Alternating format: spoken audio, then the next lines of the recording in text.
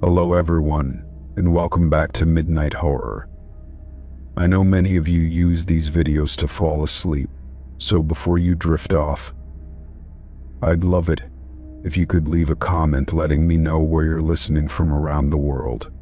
Also, don't forget to like and subscribe if you're enjoying the video. Story 1. The hotel stood at the edge of town, its towering facade a relic from another era.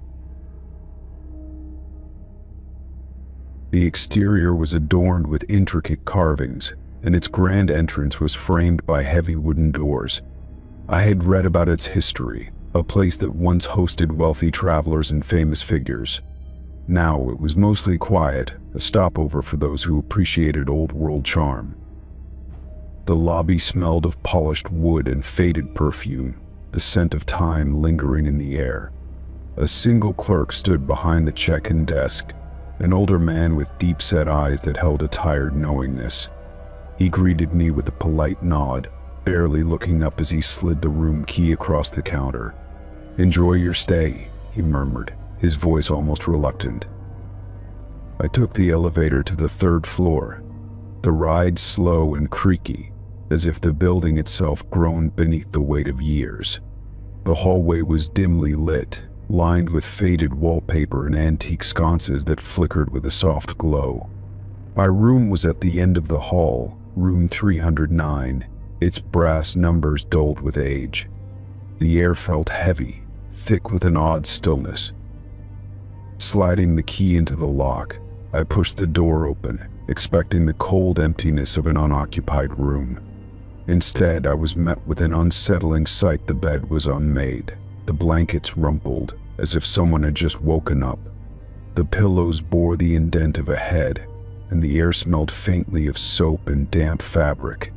My stomach tightened. Had the hotel given me the wrong room?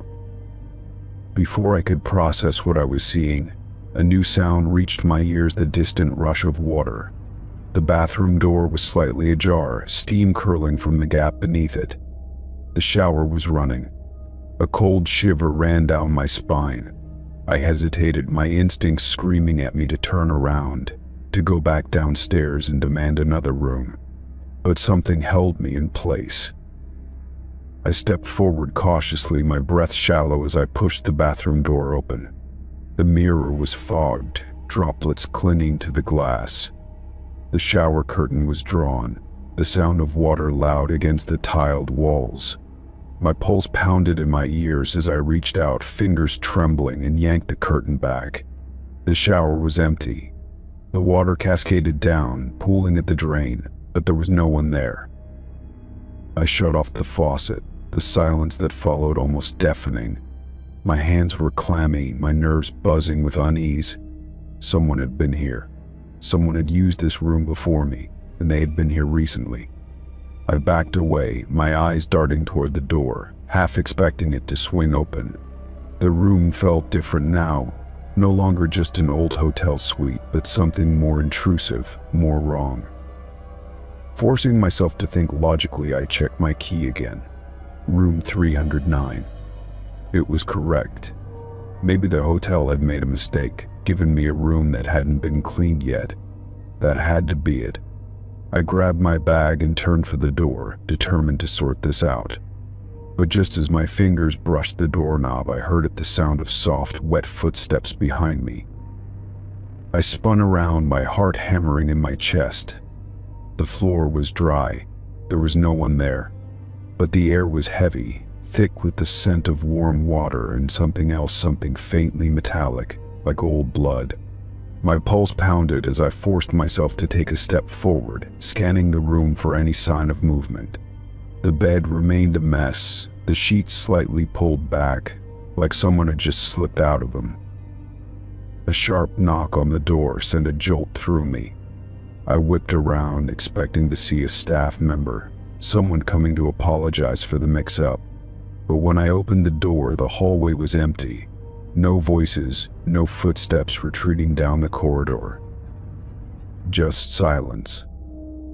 I stepped out, looking both ways, but there was no one. A deep unease settled in my stomach. I went back inside, locking the door behind me. I didn't want to stay, but something about the situation made me hesitate to leave just yet. I pulled out my phone, thinking I'd call the front desk, but the screen displayed no service. Frustrated, I paced the room, my nerves on edge. The floorboards creaked under my weight, the air suddenly feeling much colder than before.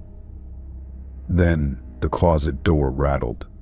My breath hitched, my body going rigid. It was a slow, deliberate sound, like someone shifting inside. I forced myself to move step by step until I was close enough to reach for the handle. My fingers curled around the knob, slick with sweat. I yanked the door open. Empty. Nothing but a few old hangers swinging slightly, as if disturbed. A noise behind me made me turn. The bathroom door, which I had left open, was now shut. My chest tightened as I backed away toward the exit, my hand scrambling for the lock. Just as I twisted the knob, the lights flickered, plunging the room into momentary darkness. When they came back on, the bed was made, perfectly smooth, as if no one had ever been in it. I didn't hesitate. I flung the door open and bolted down the hall, not stopping until I reached the lobby. The clerk was still there, his expression unreadable as I approached. "There's someone in my room," I said, breathless. "Room 309. The shower was running, the bed was used. I think someone's still there." The clerk met my gaze, his face void of surprise. "That room hasn't been occupied in years," he said quietly. "No one stays there." His tone was calm, too calm. My skin prickled as I took a step back. "You must be mistaken," I whispered. He shook his head. "You're not the first to say that," he murmured, "and you won't be the last." Story 2. The abandoned mining town sat deep in the mountains, far from any major roads. The path leading to it had been overtaken by weeds, the wooden signs barely legible. Most of the buildings leaned with age, their windows empty like vacant eyes. The only sound was my boots crunching on the dirt as I moved through the deserted streets. I had come across this place by accident, my map showing an unmarked road that led to a cluster of structures. Curiosity got the best of me, and I had decided to explore. The air smelled of old wood and dust, the town seeming untouched for decades. Yet as I turned a corner, I noticed something strange. A lantern hung from the porch of a small house, swaying gently back and forth. There was no breeze, not even the slightest whisper of wind. I stopped in my tracks, staring at it, trying to make sense of its movement. It wasn't just rocking slightly, it was swinging as if someone had just pushed it. My breath felt heavy as I scanned the area, but there was no sign of life. The rest of the town was still, the buildings motionless in their decay. The thought that someone else might be here sent a chill through me. I stepped closer to the house, my pulse quickening with every step. The wooden porch groaned under my weight as I ascended the steps. The lantern continued its eerie motion, the metal creaking as it swung. I reached out to stop it, placing my hand against the cool glass. The moment I touched it, the movement ceased. I turned, half expecting someone to be standing behind me, but I was alone. My skin prickled as I noticed the door was slightly ajar, darkness spilling from inside. I hesitated, then pushed it open farther, the hinges letting out a sharp whine. Inside, the air was stale, carrying the scent of mildew and rot. The furniture was still intact, chairs pushed neatly under a table, a rocking chair in the corner. It was as if the owners had stepped out and never returned. My eyes were drawn to a staircase leading up, where the floorboards looked slightly disturbed.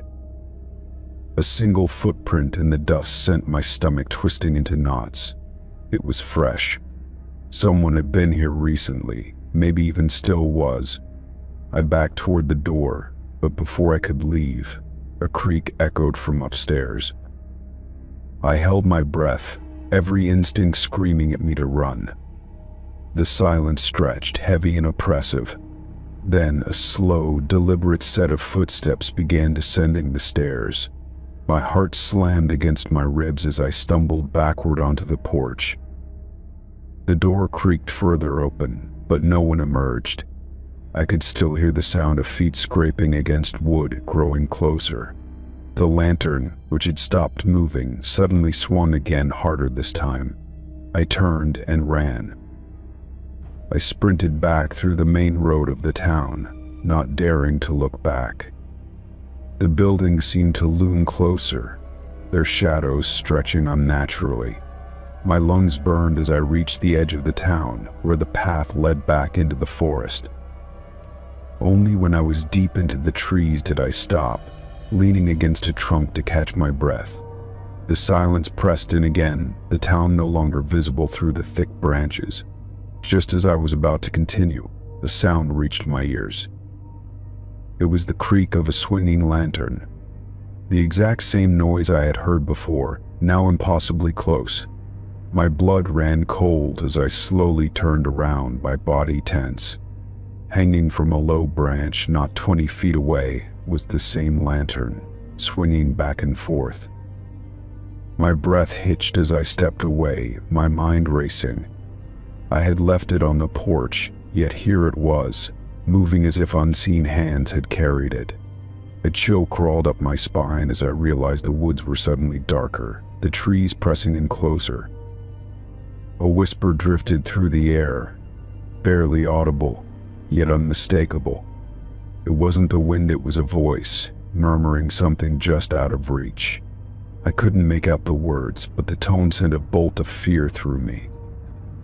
Panic took over as I turned and ran again, this time not stopping. The forest seemed endless, the trees blurring together as I pushed forward. My legs ached, but I didn't dare slow down. The whispering followed, growing louder, more insistent. Then, just as suddenly as it had started, the sound stopped. I burst into a clearing, gasping for air, the sky above a deep shade of blue. My car was parked at the edge of the tree line, right where I had left it.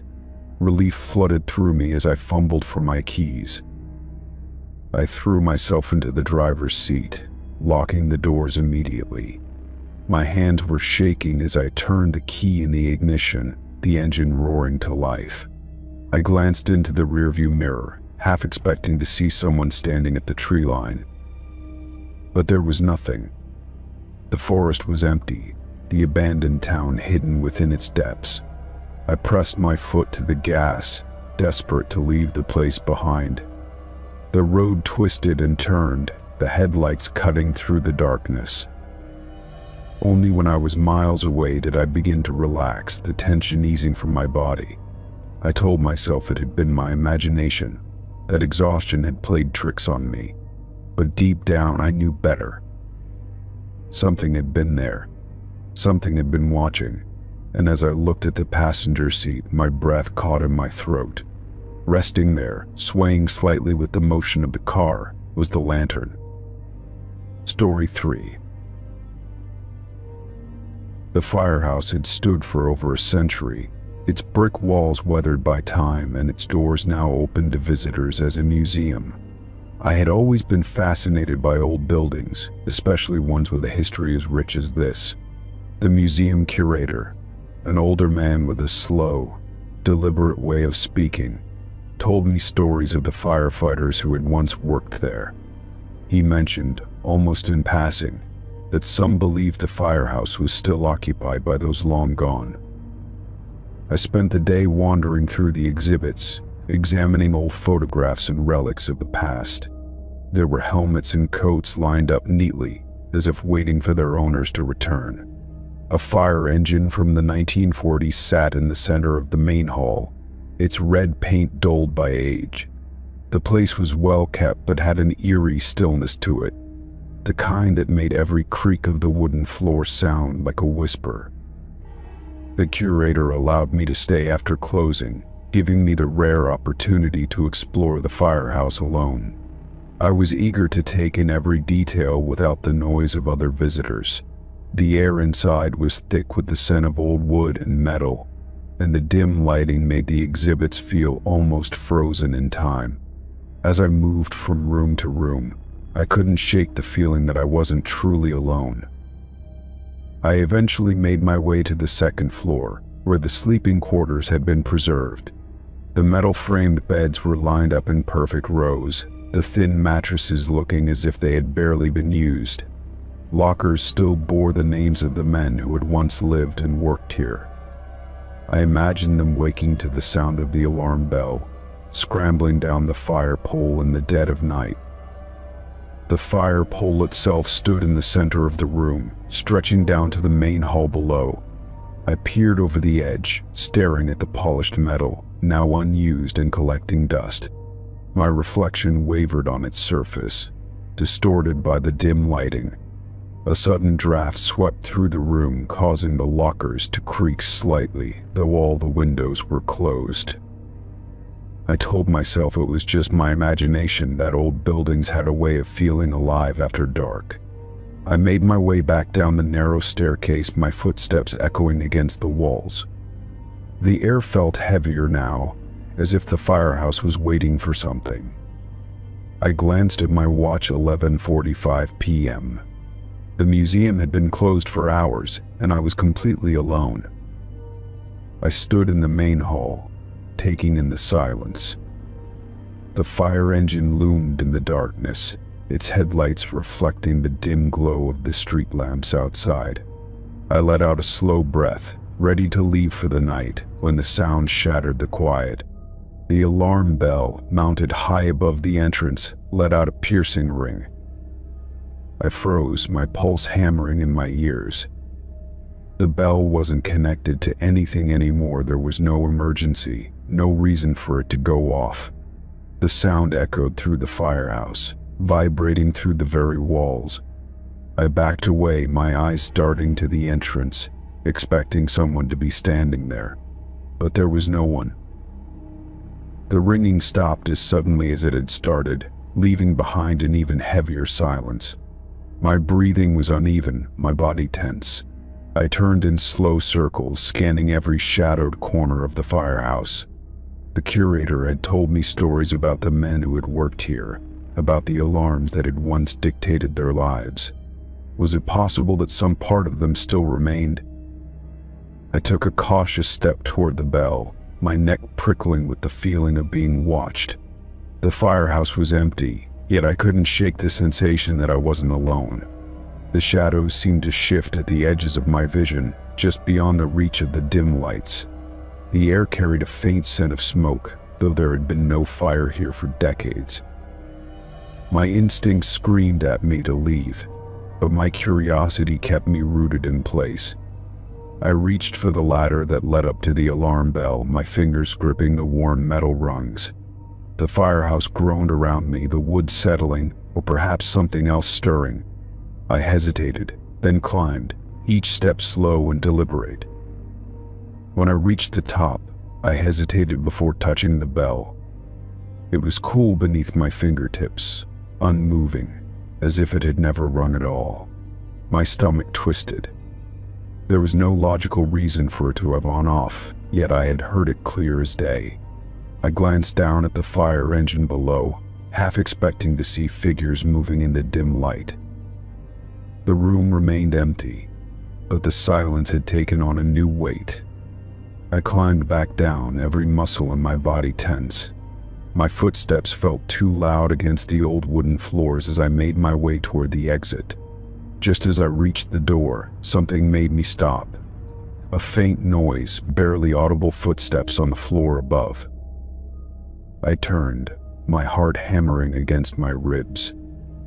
The sleeping quarters.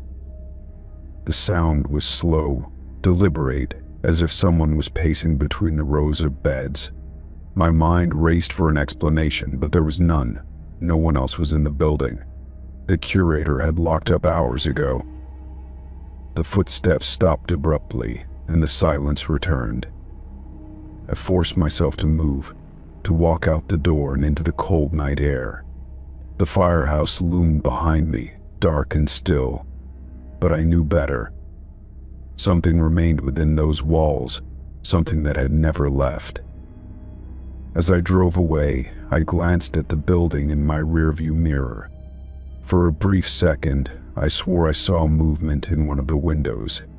A shadow, tall and unmoving, watching me go. The firehouse had been a home, a place of duty, of sacrifice. And maybe for some it still was. Story 4. The cabin was small but cozy, nestled deep in the woods with no neighbors for miles. I had rented it for a weekend getaway, hoping for some peace and quiet away from the noise of the city. The first night was uneventful, with the distant sounds of the forest lulling me to sleep. The wind whispered through the trees, and the occasional hoot of an owl was the only sound that broke the stillness. When I woke up the next morning, something felt off. At first I couldn't place what it was, but as I rubbed the sleep from my eyes, I noticed that the nightstand was no longer beside the bed. It had been moved to the far corner of the room, sitting at an odd angle. My stomach clenched as I sat up, scanning the cabin with a growing sense of unease. The armchair by the fireplace had been shifted closer to the front door, and the rug was now turned sideways. The dining table had been pushed against the opposite wall, with the chairs stacked neatly on top of it. My breath came in short, uneven bursts as I tried to make sense of it. I had locked the door before going to bed, and the only key was still in my pocket. I forced myself to stand, my legs unsteady, as I checked the front door. The lock was still bolted, just as I had left it the night before. I walked to the windows, peering outside, but the forest remained as undisturbed as ever. The ground around the cabin was blanketed in undisturbed leaves, no footprints leading to or from the cabin. I took slow, deliberate steps around the room, touching each piece of furniture, as if that would somehow prove it hadn't moved on its own. My mind scrambled for logical explanations. Sleepwalking? No, I had never done that before. An intruder. But how would they have gotten in without breaking a lock or leaving any sign?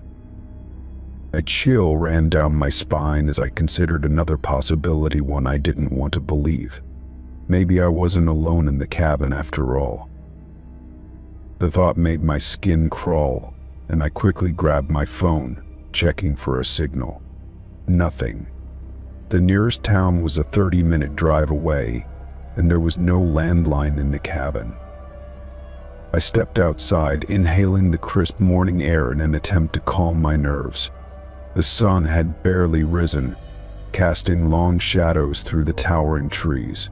The woods stretched in every direction, thick and endless, giving me the unsettling feeling that I was being watched.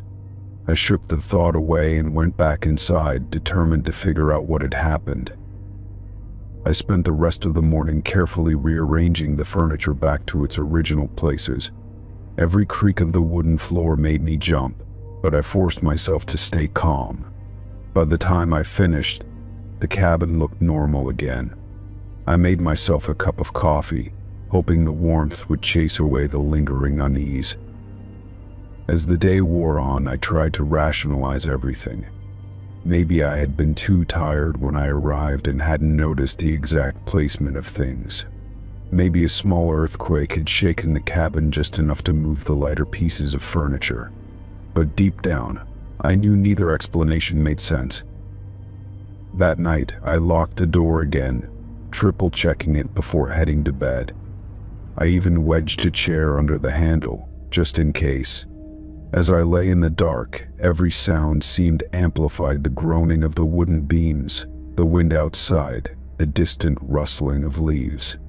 Sleep came in restless waves, my body tense with the fear of waking up to another rearranged cabin. When I finally drifted off, it felt like only minutes had passed before I woke again. My eyes blinked open to near darkness, the only light coming from the dying embers in the fireplace. Something was wrong. I could feel it before I even moved. The air felt heavier, charged with something unseen. I reached for my phone on the nightstand, but it wasn't there. My fingers grasped at empty space, and my heart pounded as I slowly sat up. The chair I had wedged under the door was gone. The dining table was back against the opposite wall, and the chairs were once again stacked neatly on top. The rug had been flipped over, and the armchair now faced the bed. My breathing hitched as I realized the worst part: something had been in the cabin while I was sleeping. My mind screamed for me to get out, but fear pinned me in place. I wasn't alone. I could feel it, a presence lingering in the shadows just beyond the flickering light. A sound broke the silence. A soft creak near the far corner of the room. My pulse thundered in my ears as I turned my head, my eyes straining in the dim light. The closet door, which had been closed when I went to bed, was now slightly ajar. The darkness inside seemed deeper than it should have been, like it was swallowing the weak glow of the fireplace. I swallowed hard, every instinct telling me not to move, but I couldn't stay there frozen in fear. I forced myself to stand, my legs trembling beneath me. The air in the room felt thick, pressing against my skin as I took slow, cautious steps toward the door. My fingers fumbled with the lock, my hands slick with sweat as I turned the bolt. The door creaked open, and the cold night air rushed in. I stepped out onto the porch, gasping for breath as I looked around.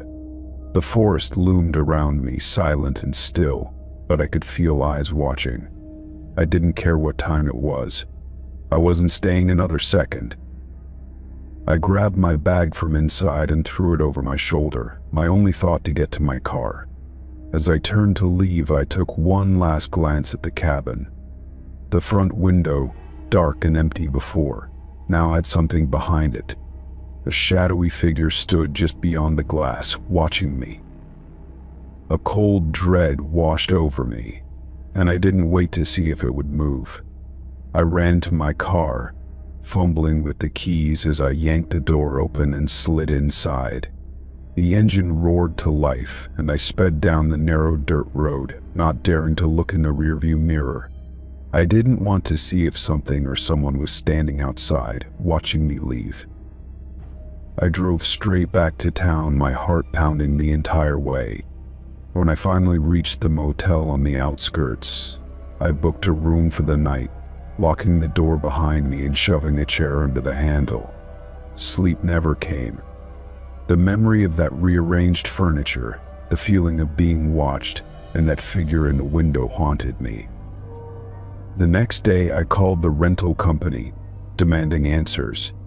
They seemed confused, insisting that no one had access to the cabin but me. When I pressed them, the man on the other end of the line hesitated before finally speaking. "You're not the first to leave early," he admitted.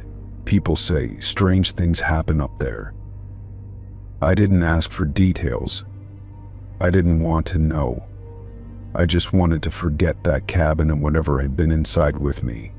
But even now, I still wonder if I had stayed one more night, would the furniture have been the only thing that moved? Story 5. The old hospital had been abandoned for decades, its walls crumbling under the weight of time. Windows were shattered, the floors coated in dust, and the scent of mildew lingered in the stagnant air.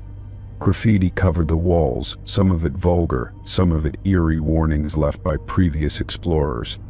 I had always been drawn to places like this, the kind that held memories of the past like ghosts trapped between the walls. I stepped carefully through the main hallway, my flashlight cutting through the darkness. My footsteps echoed off the tile floor, the sound bouncing eerily off the peeling paint and exposed beams. The hospital had once been a place of healing, but now it felt like a tomb.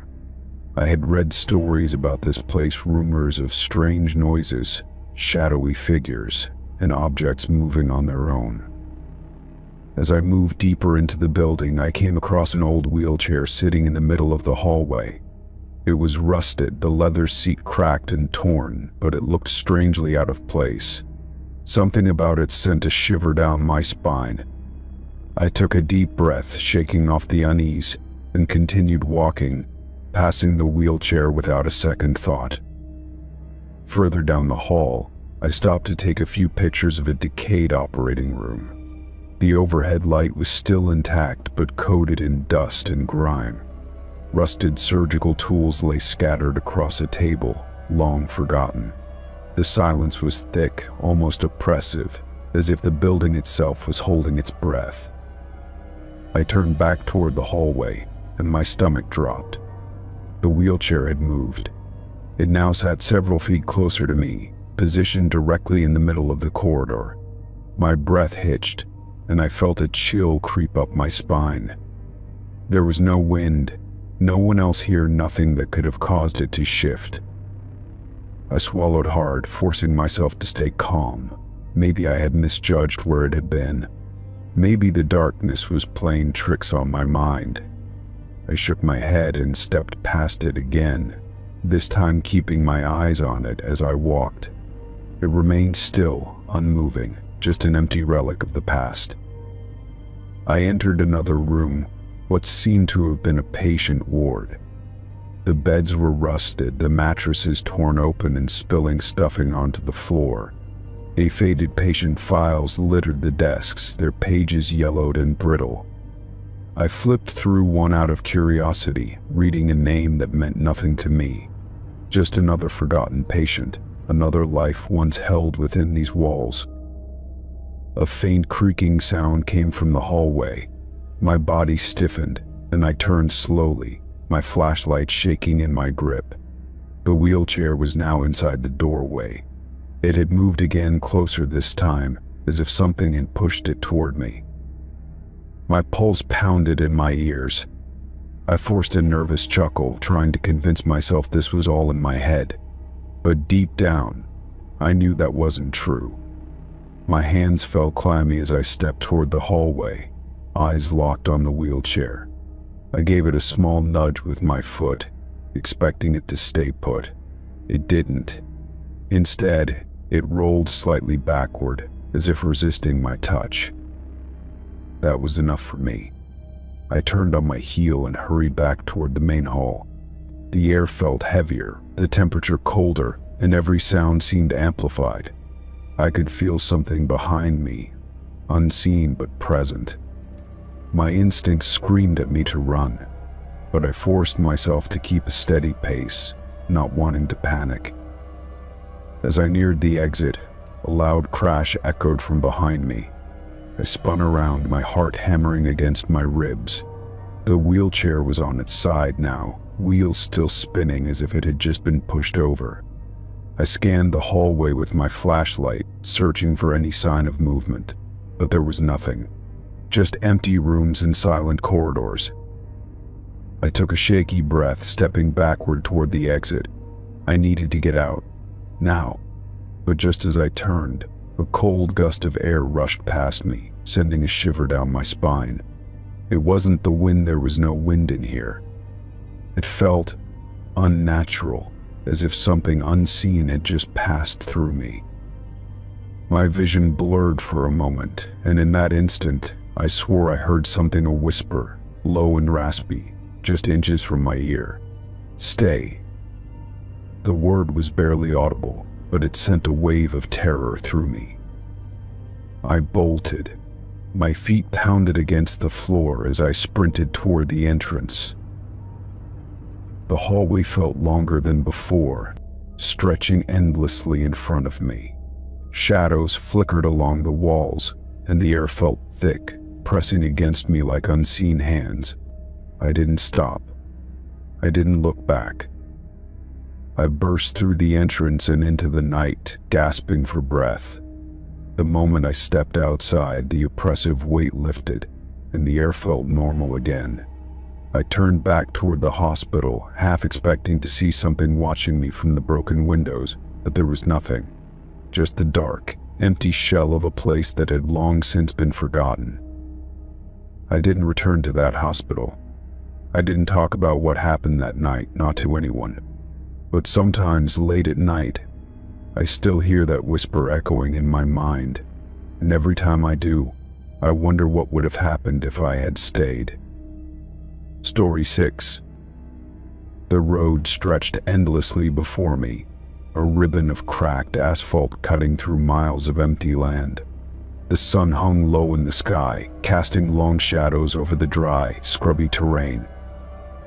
I had been driving for hours, my GPS insisting there were no major towns for miles, and my gas gauge was inching dangerously close to empty. Relief washed over me when I spotted a faded sign ahead, its peeling letters barely legible: gas, food, open 24 hours.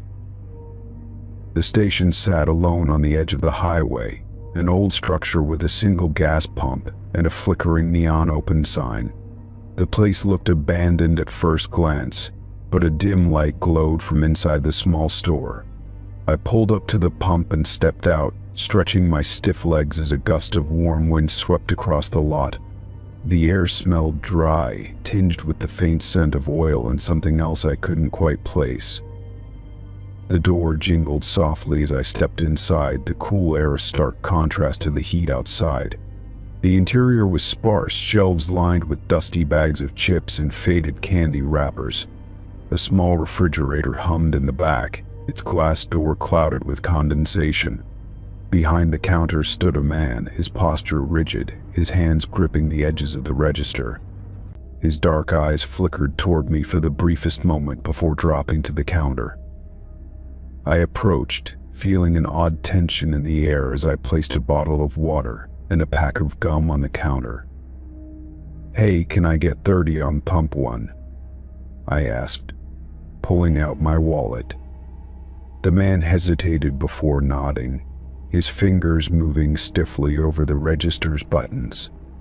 His gaze remained down, refusing to meet mine, his expression drawn and pale. As I handed him my card, he leaned forward slightly, his voice barely above a whisper. "Leave before sundown," he murmured, his lips barely moving. A chill crawled up my spine at the urgency in his tone. His hands trembled as he slid my receipt across the counter, still refusing to look at me. I let out a nervous laugh, trying to shake off the unease creeping into my chest. "What do you mean?" I asked, glancing out the window. The sky had begun to shift to deep orange, the sun inching lower by the second. The man swallowed hard, his knuckles white against the countertop. "Just go," he whispered, his voice strained. "Don't stop. Don't look back." A cold knot settled in my stomach, but I forced a casual nod and grabbed my things. As I turned to leave, I noticed a handwritten sign taped to the door from the inside. The words were smudged, written in uneven letters: "No gas after dark, no exceptions." My skin prickled as I stepped outside, the warm evening air feeling suddenly oppressive. I hurried back to my car and started the engine, my pulse quickening. The gas station looked even more desolate under the fading sunlight, the emptiness stretching endlessly beyond it. The clerk's warning echoed in my mind, but I shook it off. It was probably some weird local superstition, something meant to scare outsiders. I had at least 2 more hours of driving before I planned to stop for the night. The road was empty as I pulled back onto the highway, my headlights cutting through the growing darkness. The radio crackled with static, no stations coming through clearly. I turned it off, the silence pressing in around me as the sky darkened completely. The gas station was long behind me, but the unease hadn't faded. I drove on, my eyes scanning the road ahead, my fingers gripping the wheel a little tighter than usual. The highway felt different now, emptier, heavier, as if the air itself had thickened. The stars above were sharp and bright, but the road beneath them felt wrong, like I was the only person left in the world. I glanced in my rearview mirror and froze. There were headlights behind me. My heart jumped, but I told myself it was nothing. Another traveler, someone else on this empty stretch of road. But as I kept driving, the car behind me didn't change distance.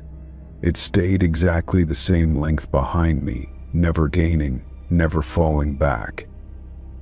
A prickle of fear crept up my neck. I tapped my brakes lightly, not enough to slow much, just enough to signal to them.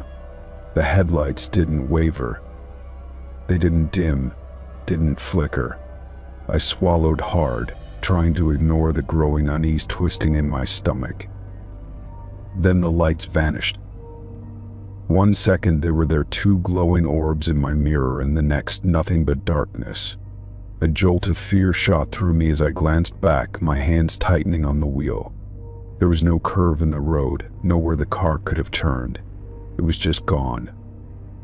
A deep, icy fear settled into my chest, and I pressed the gas pedal harder.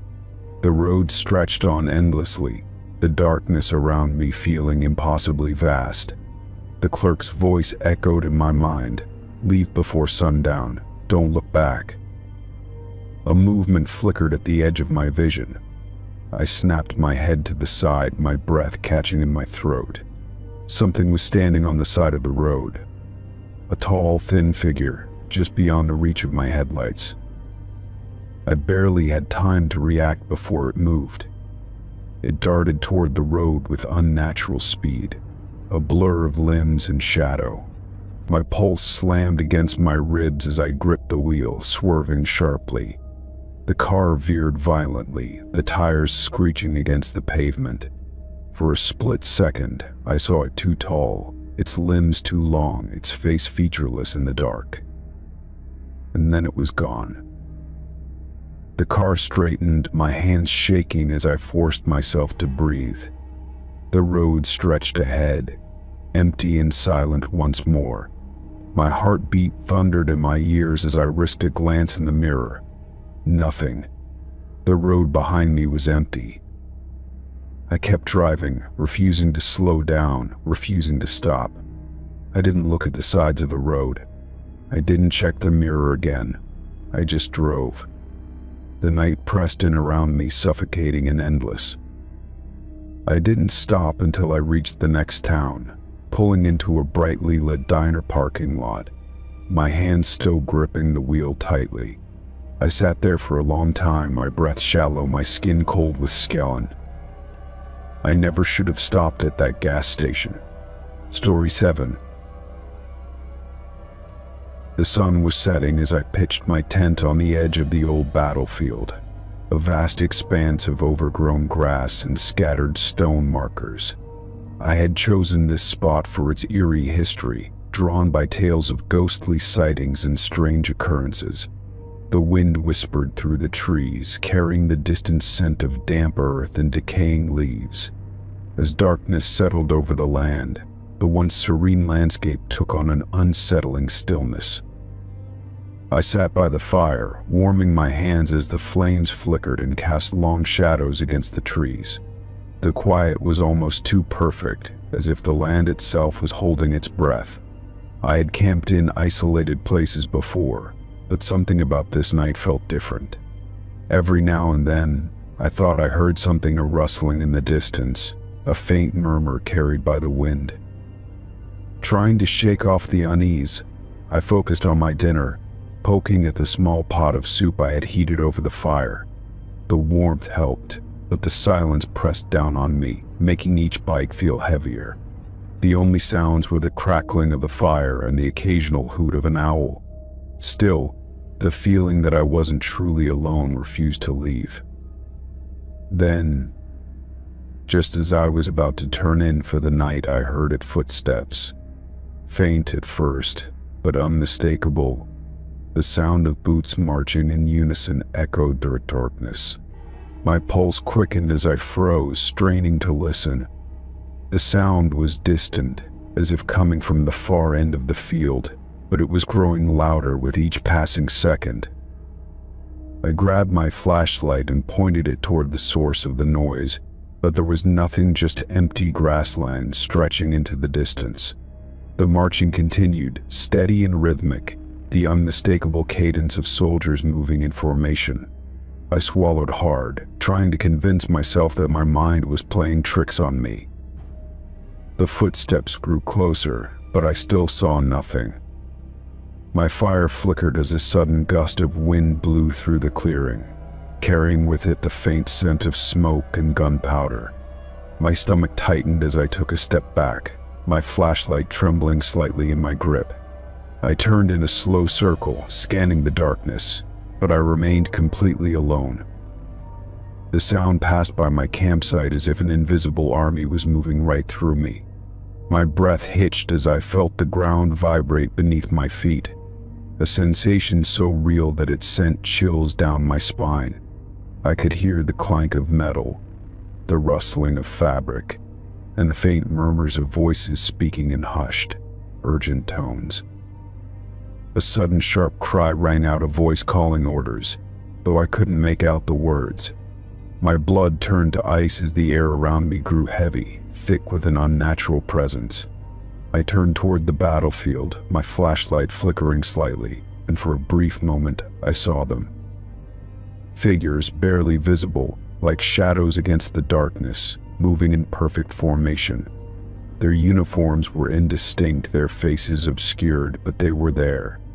They marched as though reliving some long-forgotten battle, their presence lingering in the very earth beneath my feet. My breath came in shallow gasps as I took a step back, my mind reeling. Then, just as suddenly as it had started, the sound stopped. The battlefield was silent once more, as if nothing had ever happened. My flashlight beam cut through the night, revealing only empty grass and distant trees. My fire crackled softly, the only reminder that time had not frozen entirely. I stood there for what felt like an eternity, listening, waiting for anything to happen. The air was still thick with an eerie energy, a lingering trace of something that didn't belong to this time. My skin prickled as I slowly backed toward my tent, my heart pounding in my chest. I sat inside, my back against the canvas wall, my flashlight clutched tightly in my hands. I told myself that I was imagining things, that exhaustion and the atmosphere had played tricks on me. But deep down, I knew what I had heard. I had felt it, and I wasn't the first. The stories about this battlefield had always fascinated me, tales of soldiers seen wandering the field, of distant gunfire heard in the dead of night. I had thought they were just myths, exaggerated campfire tales meant to spook visitors. But now, sitting in my tent, I wasn't so sure anymore. I barely slept that night, every small sound sending a fresh wave of fear through me. The wind howled, branches creaked, and the distant hoot of an owl felt almost like a warning. I kept my flashlight on, the beam casting a faint glow against the fabric of the tent, a small comfort against the darkness outside. At some point, exhaustion overtook me, and I drifted into a restless sleep. When I woke, the first light of dawn was creeping across the sky, bathing the battlefield in an eerie golden glow. The weight that had pressed against my chest all night had lifted, and the world felt normal again. I stepped out of the tent, stretching stiff muscles as I took in my surroundings. The field looked just as it had the day before, empty, peaceful, undisturbed. But as I turned to pack up my gear, something caught my eye. A faint imprint in the grass, a long trail of flattened earth stretching across the field. It was as if something or someone had marched through during the night, leaving behind only the faintest trace of their passage. My breath caught in my throat as I knelt down, running my fingers over the grass. The imprints were uniform, evenly spaced, just like the footsteps I had heard. I swallowed hard, glancing back toward the field one last time. The air was still, the past once again hidden beneath the surface of time. But I knew what I had experienced, and I knew that even now the echoes of history still walked this land, unseen but never truly gone. Story 8. The boarding house was old, its wooden floors creaking beneath my steps as I carried my bags to the third floor. The air smelled of dust and aged wood, the kind of scent that lingered in places with too much history. My room was small but comfortable, with a bed pushed against the wall and a single window overlooking the quiet street below. The woman who ran the place had been polite but distant, her eyes darting away when I asked how long the house had been in operation. The first night passed uneventfully until I was just about to drift off to sleep. A soft tapping came from the window, a gentle but deliberate sound that sent a shiver through me. I sat up, heart pounding, and turned toward the glass, expecting to see tree branches brushing against it. But there were no trees near the house, and I was on the third floor, far too high for anyone to reach. I swallowed hard, trying to brush off my unease. Maybe it had been the wind, though the night was still and silent outside. I stepped closer to the window, peering through the old glass, but the street below was empty, bathed in the dim glow of the streetlights. After a few minutes, I convinced myself it had been my imagination and climbed back into bed, though it took me a while to fall asleep. The second night, the tapping came again, slow and rhythmic, as though someone was gently knocking with a single fingertip. My stomach tightened as I sat up, listening intently. The sound came from the same spot in my window, and this time it was more insistent, like whoever or whatever was making it wanted me to open the latch. I forced myself to breathe evenly, but my pulse pounded in my ears. I hesitated before stepping toward the window, my hand hovering over the curtain. I yanked it aside quickly, bracing myself for anything outside. But the street remained empty, and the glass was clear, no sign of hands or footprints. The moment I looked, the tapping stopped. I pressed my palm to the window, testing for vibrations, but the glass was cold and still beneath my fingers. I barely slept that night, every creak of the old house making my skin crawl. By morning, I told myself I had imagined it again, but the uneasy feeling stayed with me. At breakfast, I considered asking the owner if she had ever heard strange noises at night. But when I opened my mouth to speak, she gave me a sharp look, as if she already knew what I wanted to say. Instead, I remained quiet, sipping my coffee while the other guests chatted about their travel plans. By the third night, I dreaded the sound before it even came. I lay in bed, stiff with anticipation, listening to the deep silence of the house. When the tapping started, it was different, slower, heavier, like knuckles rapping against the glass. A chill swept over me, my breath catching in my throat. It wasn't the wind. It wasn't my imagination. Someone or something was outside my window. I forced myself to move, creeping toward the window with my heart hammering in my chest. My fingers trembled as I reached for the curtain, hesitating for only a second before pulling it aside. This time I wasn't alone. A face peered at me from the other side of the glass, pale and featureless, except for two dark, sunken eyes. My breath left me in a strangled gasp as I stumbled backward, my mind struggling to process what I was seeing. The figure didn't move, didn't react to my shock. It only stared, the eyes locked onto mine in an unblinking gaze. My hands fumbled for the lamp on the bedside table, knocking it over in my panic. The sound of the crash broke whatever trance had fallen over me, and I scrambled for the door, throwing it open and racing down the hallway. My heart pounded so hard I thought it might burst from my chest. I reached the owner's door and banged on it, my breaths coming in ragged gasps. A moment later, it creaked open, and she stood there, her expression grim but unsurprised. She didn't ask what was wrong. She only stepped aside, allowing me to enter. "You saw it," she said quietly, her voice almost a whisper. I nodded, unable to speak, my body still shaking. She sighed and motioned for me to sit. "It always comes back," she murmured, staring at the floor. Years ago, a man stayed in your room. He talked about hearing tapping at his window every night, just like you. One morning, we found the window open and his bed empty. He was gone. No one ever saw him again. I swallowed hard, a terrible weight settling in my chest. "What is it?" I asked, my voice barely above a whisper. "I don't know," she admitted, her eyes dark with something that looked like regret. "But it always comes to the ones who stay too long." I didn't sleep for the rest of the night. I sat in the owner's parlor, waiting for the first light of dawn. As soon as the sun began to rise, I packed my things, my hands unsteady as I stuffed my belongings into my bag.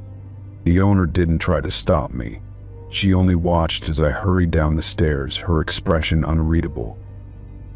I left without looking back, the weight of the night pressing heavily on my shoulders.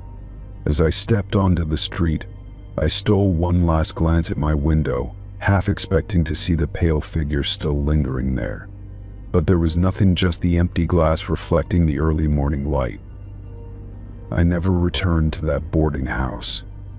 Even now, years later, I sometimes wake in the middle of the night to the sound of soft tapping against my window. I try to tell myself it's the wind, that I've imagined it. But deep down, I know better. Some things never stop looking for you, no matter how far you run. Story 9. The abandoned church stood on the outskirts of town, its wooden frame weathered and worn by time. The stained glass windows were broken, their vibrant colors faded, leaving jagged edges that let in slivers of the setting sun. The heavy oak doors hung slightly ajar, creaking as the wind pushed them back and forth. The whole place felt forgotten, left to decay in silence, yet something about it still called to me. I stepped inside, the wooden floor groaning beneath my weight as dust swirled up in the fading light. The pews were still arranged in neat rows, though some had collapsed under years of neglect.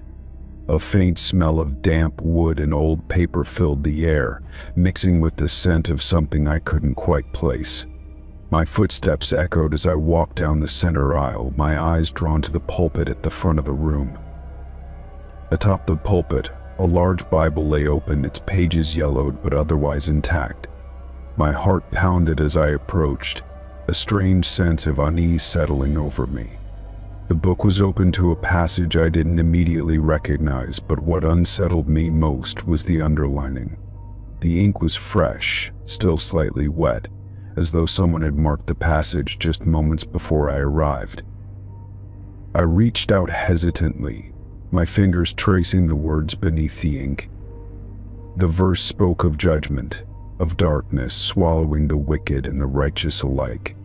A shiver ran down my spine as I glanced around the empty church, half expecting to see someone lurking in the shadows. But I was alone, or at least I hoped I was. The silence in the church felt different now, heavy, pressing against my ears as if the building itself was holding its breath. I turned to look behind me, my eyes scanning the dim interior. The pews stood empty, the broken windows letting in just enough light to cast long, distorted shadows on the floor. Still, I couldn't shake the feeling that something was watching me. I swallowed hard and looked back down at the Bible, running my fingers along the pages. The ink smeared slightly under my touch, confirming that it hadn't been there long. Whoever had underlined the passage might still be here. The thought sent a cold prickle up my neck, and I took a slow step backward, suddenly feeling exposed. A soft creak echoed from somewhere near the back of the church, freezing me in place. It could have been the wind shifting the old wood, but I wasn't convinced. My breathing grew shallow as I turned toward the noise, my pulse hammering in my ears. The doors were still open, the dying sunlight spilling onto the floor, but beyond them, the world seemed unnaturally still. I forced myself to take a deep breath, convincing myself that it was nothing. Maybe an animal had wandered inside. Maybe the church was just settling. But as I turned back toward the pulpit, something was different. The Bible, It had moved. The realization hit me like a punch to the stomach. The book was no longer lying flat, it had shifted slightly, as though someone had brushed against it. My chest tightened as I scanned the room again, my fingers curling into fists. I had been alone when I came in, hadn't I? Another creak, closer this time, sent my heart racing. My gaze darted toward the side door near the pulpit, its frame warped from years of neglect. It had been shut when I arrived, but now it stood open just a crack. My breath caught in my throat. Someone was here. I didn't move, didn't breathe, straining to hear anything over the pounding in my ears. The silence stretched, thick and suffocating, before another sound broke through a whisper. It was faint, just a breath of sound, but I knew I hadn't imagined it. It came from beyond that door. I backed away slowly, my eyes locked on the dark space between the door and the frame. My first instinct was to run, but something held me there, a deep-rooted curiosity I couldn't shake. I wasn't sure if it was bravery or stupidity that made me take a step forward, then another. My hand trembled as I reached for the edge of the door. The moment my fingers brushed the wood, a sharp noise shattered the silence, a loud thud, as if something had fallen just beyond the threshold. I yanked my hand back, my breath coming in short, ragged gasps. Every nerve in my body screamed at me to leave, to get out before whatever was back there decided to step into the light. Summoning what little courage I had left, I took one final glance at the Bible. The ink had smeared further, dark streaks running across the page, almost like someone had dragged their fingers through it. It was enough. I turned and bolted down the aisle, my footsteps thunderous in the quiet church. The moment I reached the doors, I shoved them open and stumbled outside, the cold evening air rushing against my face. I didn't stop until I was several yards away, my hands on my knees as I tried to catch my breath. The church loomed behind me, its open doors gaping like a silent warning. I glanced back once, just for a second. The Bible was still there, perched on the pulpit, but I could have sworn the page had turned. I never went back to that church, never spoke of what happened that night. But sometimes, late at night, I think about the passage underlined in fresh ink. I wonder who or what wanted me to see it, and I wonder if somewhere in that empty church, another page is being marked, waiting for the next visitor to come inside. Story 10. Driving late at night was something I had always enjoyed. The empty roads, the cool air, and the distant glow of streetlights created a peaceful atmosphere. That night, I was heading home from a long shift, my mind drifting as I focused on the stretch of road ahead. It was a quiet highway, lined with trees and the occasional street lamp flickering in the distance. As I rounded a bend, I saw a small bus stop ahead, barely illuminated by a dim overhead light. A single person stood there, motionless, facing the road. They wore a long coat, their posture stiff, and their face obscured by shadows. Something about the figure felt off, but I couldn't quite place what it was. I slowed down slightly as I passed, glancing at the person through my side window. They didn't move, didn't react, didn't even seem to acknowledge my car. Their stillness unsettled me, but I told myself they were just waiting for a late-night bus. I continued down the road, my headlights cutting through the darkness. Curiosity got the best of me, and I checked my rearview mirror, my stomach clenched. The bus stop was completely empty. The person was gone, vanished without a trace. The only thing left was the dimly lit bench and an empty sidewalk stretching into the night. I blinked, gripping the steering wheel tighter. Had I imagined them? I was tired, but not tired enough to start hallucinating. I had seen them clearly, a solid figure standing under the light, their presence undeniable. And yet, there was nothing there now.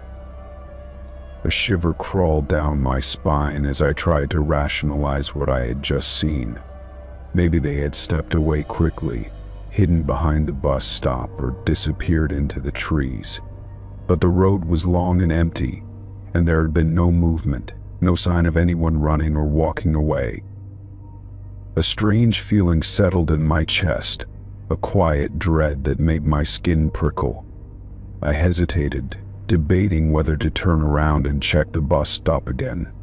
The idea sent a cold wave of unease through me. Something told me I didn't want to go back, didn't want to see whatever explanation might be waiting for me. I pressed my foot on the gas, pushing my car faster down the road. The trees blurred past me, the highway stretching endlessly ahead. My mind replayed the image of the lone figure standing in the dim light, unmoving, almost unnatural in their stillness. The more I thought about it, the more wrong it felt. The night grew darker, and the road seemed to stretch longer than I remembered. I checked my rearview mirror again, expecting nothing, but my breath caught in my throat. A shape sat in my back seat, just barely visible in the dim reflection. My heart pounded as I swerved slightly, nearly losing control of the car. I turned my head sharply, but the back seat was empty. The car was silent except for the hum of the engine and the sound of my own rapid breathing. My pulse hammered in my ears as I struggled to make sense of what I had just seen. It had been there, just for a second, a shadowy form, seated perfectly still. I gripped the wheel, my knuckles white. The bus stop, the missing figure, the brief glimpse of something in my mirror, it all felt connected. I tried to shake the feeling of being watched, but the air inside the car felt heavier now. The night no longer felt peaceful, it felt oppressive, like something unseen was pressing down on me. I kept my eyes on the road, refusing to check the mirror again. Every mile felt like an eternity, the dark landscape stretching on forever. My house was still miles away, and the thought of being alone on this road with whatever had appeared in my car made my stomach twist. I turned on the radio, hoping for some noise to break the silence, but only static filled the speakers. A wave of unease settled in my chest as I reached a stretch of road with no streetlights. The darkness outside was thick, swallowing everything beyond my headlights. I felt a cold breath on the back of my neck, a whisper of air that didn't belong inside my car. My hands trembled on the wheel, but I didn't dare look behind me. I pressed down on the accelerator, pushing the car to go faster. The road ahead twisted and turned, but I didn't care, I just needed to get home. The silence in the car felt suffocating, like something was waiting, unseen, just out of reach. My heart pounded, each second stretching longer than the last. Finally, the familiar glow of my town's streetlights came into view. Relief washed over me as I neared the first intersection, the sight of other buildings breaking the overwhelming sense of isolation. I pulled into my driveway, my hands still shaking as I turned off the engine. For a long moment, I just sat there, gripping the wheel. The car felt empty now, the air normal again, but I couldn't shake the feeling that something had followed me. I glanced at my rearview mirror one last time, my breath catching in my throat. A faint handprint was pressed against the fogged-up glass, right where I had seen the shadowy figure. I scrambled out of the car, my pulse racing. The night air was cold, but it felt safer than staying inside. I hurried to my front door, unlocking it with unsteady hands and stepping inside. I locked it behind me, my heart still pounding. Sleep didn't come easily that night. Every time I closed my eyes, I saw the bus stop, the empty space where the figure should have been. I kept glancing at my bedroom door, half expecting to hear knocking, half expecting to see something waiting in the dark.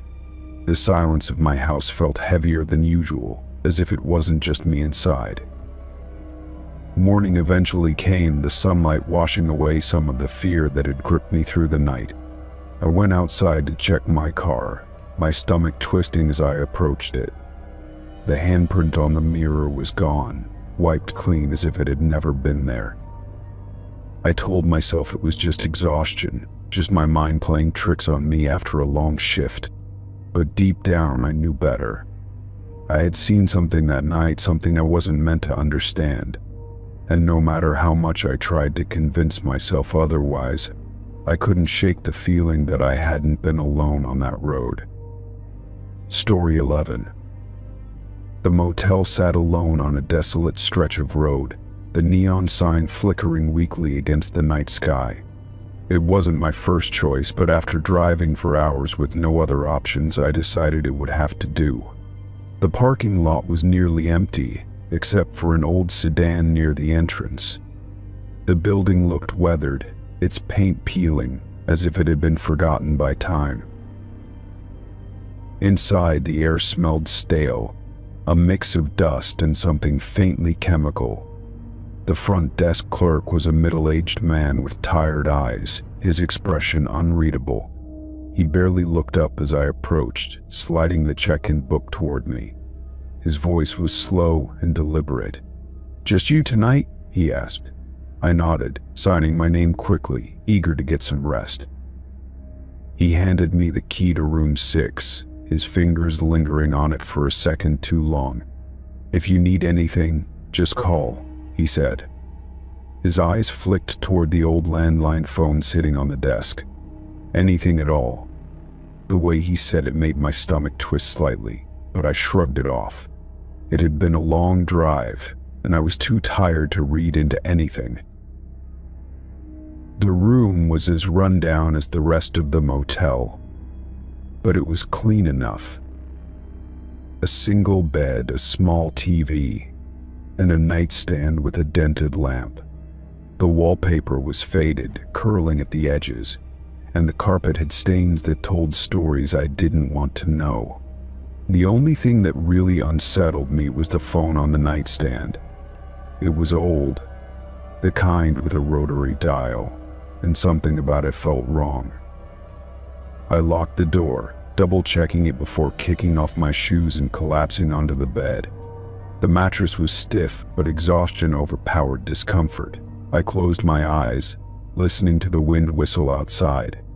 Just as I started to drift off, the phone rang. The sharp sound made me jolt upright, my heart pounding. I reached for it hesitantly. "Hello?" My voice came out groggy, confused. "Just checking in," the front desk clerk said. "Wanted to make sure you're still there." His tone was neutral, but something about it unsettled me. Yeah, I'm still here," I said, rubbing my temples. "Everything's fine." There was a pause. Then, quietly, he said, "All right, have a good night." The line clicked, leaving only silence. I hung up, shaking my head. Maybe he was just being overly cautious. It was a remote motel, after all. Maybe they had a policy of checking on solo travelers. Still, something about it nagged me. I lay back down, willing myself to ignore the unease creeping up my spine. An hour later, the phone rang again. I sat up instantly, my pulse quickening. I stared at the phone, debating whether to answer. Slowly, I picked it up. "Hello? Are you still there?" The clerk's voice was quieter this time, almost a whisper. A chill crawled up my spine. "Yes," I said, my voice tighter now. "Why?" Another pause. Then, just as softly, "No reason, just checking." The line went dead again. I placed the phone back in its cradle, my hand slightly unsteady. This wasn't normal. A single check-in call might have made sense, but twice. And the way he asked, like he was expecting me not to be here. My mind raced through possibilities. Was he just a lonely old man looking for conversation? Or was it something worse? I decided to ignore it. Locking my door a second time, I turned off the light and tried to get comfortable. The air felt heavier now, like the walls were pressing in on me. My exhaustion was losing to the rising sense of unease. The third call came at 2:47 a.m. I knew because I had been watching the clock, unable to sleep. The phone rang once, twice. I clenched my jaw, debating whether to pick up. On the fourth ring, I grabbed the receiver. I didn't speak first this time. I waited, holding my breath. A long silence stretched across the line. Then, the clerk's voice, barely audible. "You should leave." "Leave?" My stomach turned to ice. "What?" "Now," he said, his voice urgent but hushed. "You need to leave. Right now." A sound in the background made my blood run cold. It wasn't static, wasn't interference. It was breathing, heavy, slow breathing, and it wasn't the clerk's. I hung up so fast my hands fumbled the receiver. My body moved on instinct. I grabbed my bag, heart hammering against my ribs.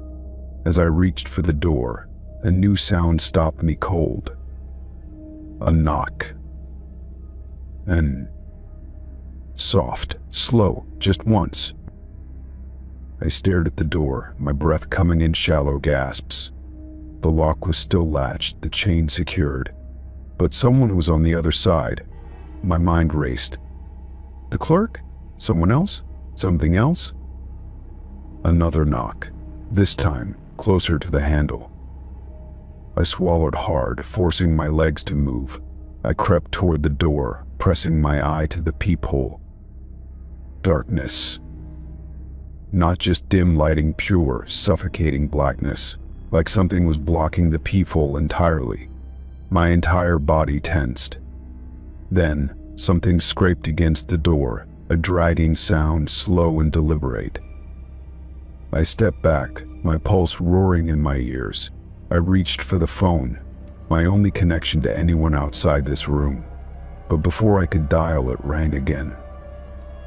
I picked up, not speaking this time. The clerk's voice came in a whisper. "Don't open the door." My hands trembled. "Who is out there?" I whispered back. Silence. Then not someone, something. The air left my lungs. The dragging sound continued, moving away now toward the window. My eyes snapped to the curtains. They were closed, but the fabric rippled, as if something brushed against them from the outside. I didn't wait. I grabbed my bag, yanked open the door, and ran. The hallway was empty. The front desk was vacant. I didn't stop running until I reached my car, fumbling with the keys. I glanced back just once. The motel stood eerily still, the neon sign flickering above it. But in the window of room 6, my room, the curtain was now wide open. And something stood behind the glass, watching me. Story 12. The thrift store smelled of dust and old paper, the air thick with the scent of forgotten belongings. Rows of shelves stretched from wall to wall, stacked with everything from worn-out books to antique trinkets. I wandered through aimlessly, running my fingers over faded vinyl records and chipped porcelain figurines. In the back corner, a wooden crate full of old photographs caught my eye. I crouched down, flipping through the stack of yellowed images. Some were portraits of strangers dressed in outdated clothes, their faces frozen in time. Others were candid shots of people at picnics, standing in front of cars that hadn't been on the road in decades. I wasn't looking for anything in particular, just passing the time. Then, I saw it. A black and white photograph of a small gathering, a group of people standing in front of an old diner. The sign above the entrance was faded, but the name seemed familiar. I turned the photo over, hoping for a date or a name, but there was only a smudged fingerprint on the back. Something about the image felt unsettling, but I couldn't place why. I looked closer, scanning each face, trying to recognize someone. My eyes drifted toward the background, to the sidewalk beyond the group. There, barely visible between two people, was a familiar figure. My breath caught in my throat as I brought the photograph closer to my face. The figure was blurry but unmistakable. It was me. Same posture, same facial structure, same jacket that I had owned for years. I felt a chill run through me as I studied the image, my mind scrambling for an explanation. It wasn't possible. The photograph looked decades old, the edges worn and curling. The people in the foreground wore clothing that suggested the 1950s or 60s. But there I was, standing just out of focus, as if I had accidentally wandered into the frame. I flipped the photo over again, checking for any indication that this was a reproduction or a staged image. Nothing. Just that faint, smudged fingerprint. My hands felt clammy as I set the picture down and glanced around the store. The cashier at the front was flipping through a magazine, paying me no attention. A part of me wanted to leave it behind, to pretend I had never seen it, but something compelled me to keep it. I took it to the counter, my voice shaky as I asked how much. The cashier barely looked up, ringing me up for $1 before returning to his magazine. I walked out into the cold afternoon, the photograph burning in my pocket. My car was parked a block away, but I barely noticed the walk. My mind kept replaying the image, the impossible presence of my own face in a time period I had never lived in. At home, I placed the photo under a bright lamp, examining every detail. The diner in the background nagged at me, its name teasing something at the edge of my memory.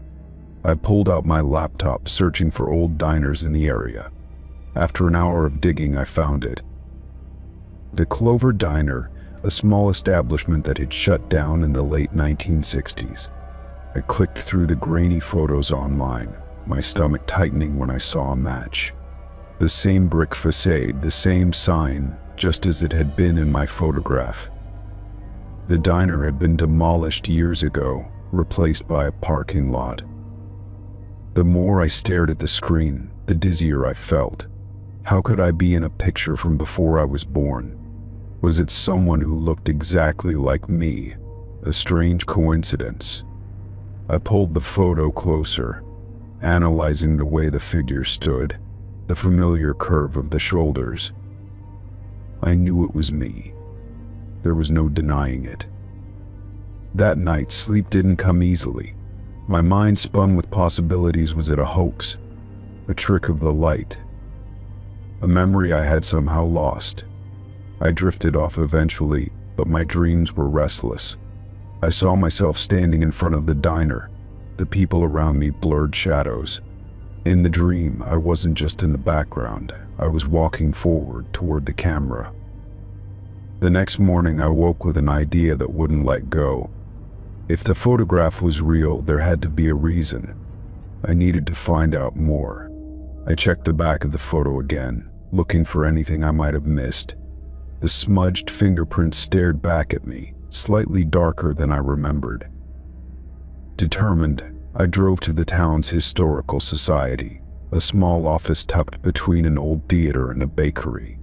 An elderly woman at the front desk greeted me with a polite smile, her glasses slipping down her nose. I asked about the Clover Diner, and she nodded knowingly. "Oh, that place closed long before my time, but we have records," she said, leading me to a set of filing cabinets. She pulled out a manila folder and handed it to me. "These are all we have. Take your time." I flipped through faded menus, newspaper clippings, and finally more photographs. One image made my stomach drop. It was another picture of the same gathering taken moments before after mine, but this time this or not just a blur in the background, but someone looking directly at the camera. My head spun as I traced the outline of my own face. It was me. Same jacket, same expression, as if I had stepped out of time and into this moment. My hands shook as I turned to the woman at the desk. "Do you know who took these photos?" I asked, my voice unsteady. She peered at the picture, squinting. "These were taken by a local photographer. He passed years ago." but his studio was just down the street. I thanked her and left, my pulse hammering as I walked toward the address she had given me. The building was abandoned, the windows dusty and the door locked. I pressed my forehead against the glass, trying to see inside. Then something caught my eye. On the wall inside, barely visible through the grime, was another framed photograph. Even from where I stood, I could see my own reflection in it. Not my current self, but the version of me from the past, frozen in time. I stepped back, my breath quickening. The town felt different now, as if it were watching me. The air was heavy, filled with something I couldn't name. I wasn't just looking at a piece of history, I was a part of it. And somehow, it was waiting for me to remember. Story 13. The road leading into the ghost town was cracked and overgrown, the pavement barely visible beneath layers of dirt and weeds. The buildings stood in eerie silence, their wooden frames weathered and sun-bleached. Some had collapsed entirely, while others leaned at odd angles, their roofs sagging under years of neglect. The air was thick with the scent of dry earth and dust, and the only sound was the distant rustling of wind through brittle grass. I had read about this place, a once thriving mining town that had been abandoned decades ago. The last residents had left in a hurry, fleeing economic collapse and dwindling resources. People claimed the town had a strange energy, that things here never seemed to decay the way they should. As I wandered down the main street, I couldn't shake the feeling that I was being watched.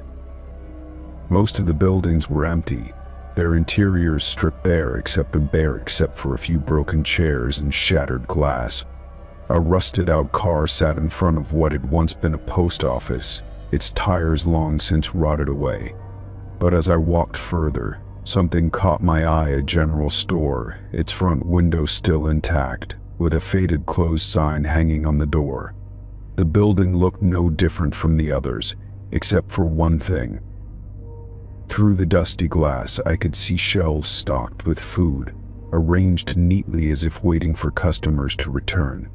My stomach twisted at the sight. Cans of soup and vegetables were lined in perfect rows, and baskets of what looked like fresh produce sat near the counter. There was no dust, no decay, just the quiet hum of something that shouldn't exist. I tried the door, half expecting it to be locked, but it swung open easily with a soft creak. The scent inside was not what I had expected. Instead of dust and rot, the air carried a faint aroma of apples and herbs, as if someone had just been there. The wooden floor beneath my boots was smooth and polished, untouched by time. I stepped further inside, running my fingers along the shelves. The cans were cool to the touch, the labels still bright and unfaded. I picked up an apple from the nearest basket, its skin firm and unblemished. It smelled fresh, like it had just been picked, yet there were no orchards for miles. I set it back down carefully, my hands trembling slightly. Behind the counter, an old cash register sat waiting, its keys free of dust. A wooden stool stood beside it, as if someone had just been sitting there. I listened for any sign of movement, but the store remained deathly silent. My pulse quickened as I glanced at the back door, half expecting it to swing open. I turned my attention to a small chalkboard near the counter, its surface clean except for a single line of writing. "Back soon." The words sent a chill through me. Who had written it? No one had lived here for decades. My throat tightened as I backed away toward the entrance, suddenly desperate to leave. A soft creak echoed through the room, and my breath caught. The sound had come from the floorboards near the storage room in the back. I forced myself to stay still, listening. Another slow, deliberate creak followed, as if someone or something was shifting their weight. I swallowed hard and took a step toward the door, my fingers brushing against the wood. The moment my skin touched it, a breeze swept through the store, rattling the shelves. The scent of fresh bread and dried herbs intensified, clashing with the empty silence of the town outside. My gut screamed at me to run, but my legs refused to move. Then, the storage room door clicked open just an inch. I stared at the dark gap, my pulse hammering against my ribs. The door didn't open any further, nor did anything step out. But the feeling of being watched intensified, pressing against me from all sides. I forced my feet to move, nearly stumbling as I backed out of the store. The moment I stepped onto the wooden porch, the heavy air lifted. The warmth of the sun was a sharp contrast to the unnatural chill inside. I turned back to look through the window, expecting to see the shelves still full, but the glass reflected only the empty street behind me. I took a few steps back, my heart still racing. The general store looked just as abandoned as the rest of the town, now dusty, forgotten and lifeless. The shelves were bare, the baskets empty, the counter covered in a thick layer of dust. It was as if everything I had just seen had never existed. I blinked, trying to make sense of it. Had I imagined it all? The scent, the weight of the apple in my hand, the shifting floorboards, none of it felt like a hallucination. My gaze landed on the chalkboard, the only thing unchanged. Back soon. The words remained, stark against the dark surface. A shiver crawled up my spine as I turned away, my hands still shaking. I hurried back toward my car, my boots kicking up clouds of dust as I moved. The town was silent once more, its empty buildings watching as I left. As I reached my car, I hesitated, glancing over my shoulder one last time. The general store stood motionless, its windows dark. But just before I turned away, I thought I saw something shift behind the glass. A flicker of movement too quick to be certain, but enough to send me scrambling into my car. I started the engine, my hands gripping the wheel tightly. The tires kicked up dust as I sped down the cracked road, leaving the ghost town behind. I told myself I would never return, that some places were meant to be forgotten. But no matter how far I drove, the scent of apples still lingered in my mind. Story 14. The amusement park had been abandoned for decades, left to decay beneath the weight of time and neglect. Vines coiled around rusting metal, and shattered glass crunched beneath my boots as I carefully stepped over debris. The air smelled of damp wood and earth, a stark contrast to what had once been a place of joy and laughter. Silence pressed down, thick and suffocating, broken only by the occasional creak of unstable structures shifting in the wind. I moved cautiously through the remnants of what had once been the main plaza, my eyes scanning the faded signs and peeling paint. An old carousel stood to my left, its once bright horses frozen in mid-gallop, their chipped eyes staring blankly into the distance. The Ferris wheel loomed ahead, its skeletal frame towering over the park, unmoving and lifeless. I had come to explore, drawn by the eerie beauty of forgotten places, but something about this place felt different, like it was waiting. As I walked further down the cracked pavement, something caught my eye.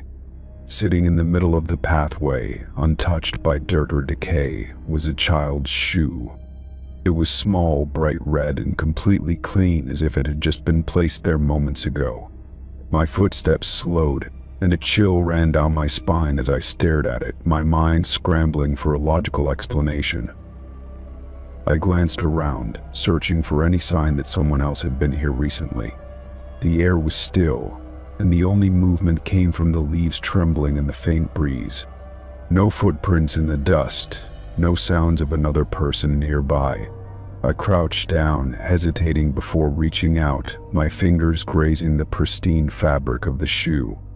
It felt real solid, but something about it felt wrong. A whisper of wind curled around me, carrying the faintest sound of laughter. I froze, my heart pounding in my chest as I turned sharply, scanning the empty amusement park. The laughter was distant but unmistakable, high and childlike, as if it was coming from just beyond the rusted rides. My fingers tightened around the strap of my backpack, every nerve in my body screaming that I wasn't alone. I stood, my eyes darting toward the old funhouse in the distance. Its entrance gaped open, dark and inviting, with its faded clown face peeling away in strips. The laughter seemed to echo from within, the sound distorted as if traveling through a long, empty corridor. I swallowed hard, glancing back at the shoe, still untouched, still impossibly clean. I told myself to leave, that this was a bad idea, but my feet carried me forward. My curiosity warred with my fear as I stepped closer to the funhouse, my breath shallow. The inside was shrouded in darkness, but I could make out warped mirrors lining the walls, their surfaces smeared with dust. My reflection was barely visible, twisted into strange shapes as I passed. The air inside was damp, carrying the scent of mildew and something else, something faintly metallic. I took slow, careful steps, my ears straining for any sound beyond my own breathing. Then, from somewhere deeper inside, the laughter returned, this time closer. My chest tightened as I realized something chilling. It wasn't echoing. It was circling me. I spun around, my pulse racing, but the funhouse was empty. The laughter had vanished, leaving only silence stretching through the darkness. My hands shook as I reached for my flashlight, flicking it on. The beam cut through the gloom, revealing the cracked floor and rotting walls, but nothing else. No footprints, no movement, just the unsettling sense that something was watching me. I turned back toward the entrance, suddenly desperate to leave, when I noticed something I hadn't seen before. Another shoe. This one was farther inside, tucked near one of the mirrors, just as clean as the first. My stomach twisted as dread settled deep in my bones. Someone or something wanted me to follow. Every instinct told me to turn and run, but my body felt rooted in place. I swallowed hard, forcing myself to back away, my flashlight trembling in my grip. As I moved, the mirrors around me seemed to shift, the distorted reflections stretching unnaturally. My breath hitched when I caught a glimpse of movement, just a flicker behind me.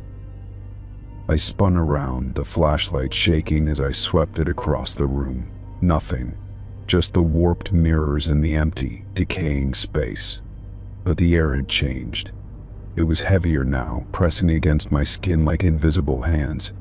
The sound of laughter returned, but this time it wasn't distant. It was right next to my ear. A cold breath brushed against my cheek, and I stumbled backward, my flashlight slipping from my grip. It clattered to the floor, the beam rolling wildly before landing on something that made my blood run cold. Footprints. Small, bare footprints forming in the dust, one after another, as if someone unseen was walking toward me. Panic surged through me, and I turned, sprinting toward the exit without looking back. My breath came in ragged gasps as I burst into the open air, the light of the fading sun blinding me for a moment. I didn't stop. I ran past the carousel, past the rusted Ferris wheel, my only thought to get as far from that place as possible. When I finally reached the edge of the park, I stopped, bending over as I struggled to catch my breath. My hands shook as I wiped sweat from my brow, my mind racing to process what had just happened. I glanced back once, my heart still hammering, and that's when I saw it. The shoe. The same red shoe, now sitting at the entrance of the amusement park, just as clean, just as untouched, waiting. Story 15. The countryside stretched for miles in every direction, the rolling hills bathed in the golden glow of the late afternoon sun. I had been driving for hours, following the winding roads that cut through dense forests and open fields. My GPS was my only guide, as there were no major signs or markers to indicate where I was.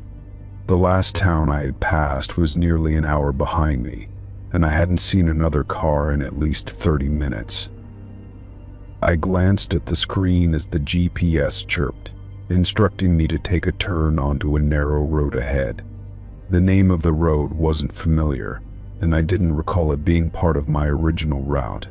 Confused, I slowed down, checking the settings to see if I had accidentally changed my destination. Everything seemed normal, yet the GPS insisted I followed the detour. I hesitated but turned anyway, figuring it might be a shortcut. The road was old and cracked, lined with towering trees that cast long shadows across the pavement. The deeper I drove, the thicker the trees became, their gnarled branches stretching overhead like grasping fingers. The GPS continued to direct me forward, and when I checked for an alternate route, there were none. After a few miles, I noticed something strange. The route I was following didn't match any roads on the map. The screen showed a blank space, as if the area didn't exist. A chill ran down my spine, but I told myself it was just a glitch. Maybe I had lost signal and the GPS was lagging behind. Then it told me to take another turn. I obeyed, but my unease grew as the road narrowed even more, barely wide enough for a single car. The trees pressed in from both sides, their trunks thick and ancient, their bark scarred with deep, unidentifiable markings. I checked my phone, hoping to find a signal, but there was nothing, no bars, no Wi-Fi, just an empty screen. The GPS announced that I was 5 miles from my destination, but it didn't say where that was. There was no town listed, no address, just a pin dropped in the middle of an empty space. My grip on the wheel tightened as I considered turning around, but the road was too narrow. I would have to drive in reverse for miles, and something about that idea made my stomach twist. A sign appeared up ahead, its wooden surface old and worn, the letters barely legible. "Welcome to Ashford." I frowned, racking my brain for any memory of such a town, but nothing came to mind. It wasn't on my map, wasn't in any travel guides I had checked before my trip. Yet here it was, standing at the entrance to a place I had never heard of. As I crossed into town, a heavy silence settled over everything. The air felt thick, like the atmosphere before a storm, and my ears rang slightly from the absence of sound. The town itself was small, its buildings old and weathered, with wooden facades and sagging porches. There were no people outside, no movement, no signs of life at all. I slowed to a crawl, my pulse quickening as I scanned the empty streets. The GPS announced that I had arrived, but there was nothing here, no store, no gas station, no sign of anything that could have been my destination. Just abandoned buildings and a road that seemed to stretch endlessly through the center of town. A flicker of movement caught my eye. At the far end of the street, a figure stood beneath the dim glow of a street lamp. They were too far away to make out clearly, but something about their posture was unsettling. They didn't move, didn't react to my presence, just stood there, watching. I pressed the gas pedal lightly, inching forward while keeping my eyes on the figure. As I drew closer, my headlights illuminated their face, and my breath caught in my throat. Their features were blurred, as if distorted by a fog that wasn't there. Their body was rigid, their arms hanging stiffly at their sides, and their head tilted slightly, as if studying me. My instincts screamed at me to leave. I didn't know what this place was, but every fiber of my being told me I wasn't supposed to be here. I grabbed my phone again, desperate to find a way out, but my GPS had reset. The screen showed only a blinking cursor, as if it had erased my entire route. The figure took a step forward. I didn't wait to see what they would do next. Slamming my foot down on the gas, I sped through the town, my heart hammering in my chest. The buildings blurred past me, their dark windows like empty eyes watching my escape. The road twisted and turned, and for a horrifying moment, I feared I was driving in circles. Then, just as suddenly as I had arrived, I crossed another wooden sign, one that looked identical to the first. Now leaving Ashford. I barely had time to register the words before the road opened up, the trees thinning, the sky stretching wide above me once more. My hands were shaking as I checked my GPS again. This time it displayed a real map, showing a route back to the main highway. Ashford was nowhere on the screen. It was as if I had never been there at all. I didn't stop driving until I reached a gas station nearly 20 miles away. The clerk inside glanced up as I walked in, his brow furrowing when he saw my pale face. "You all right?" he asked. I hesitated, unsure of how to answer. "Have you ever heard of a town called Ashford?" I finally asked, my voice unsteady. The clerk's expression darkened. He didn't respond right away, just shook his head slowly. "No," he said after a long pause. "And if you know what's good for you, you won't go looking for it again." I didn't argue. I just nodded, paid for my gas, and left. I never checked the GPS logs. I never searched for Ashford on any map. I never spoke about it again. But even now, whenever I take a road trip, I make sure to follow my route carefully. Because sometimes the road leads you places you were never meant to find.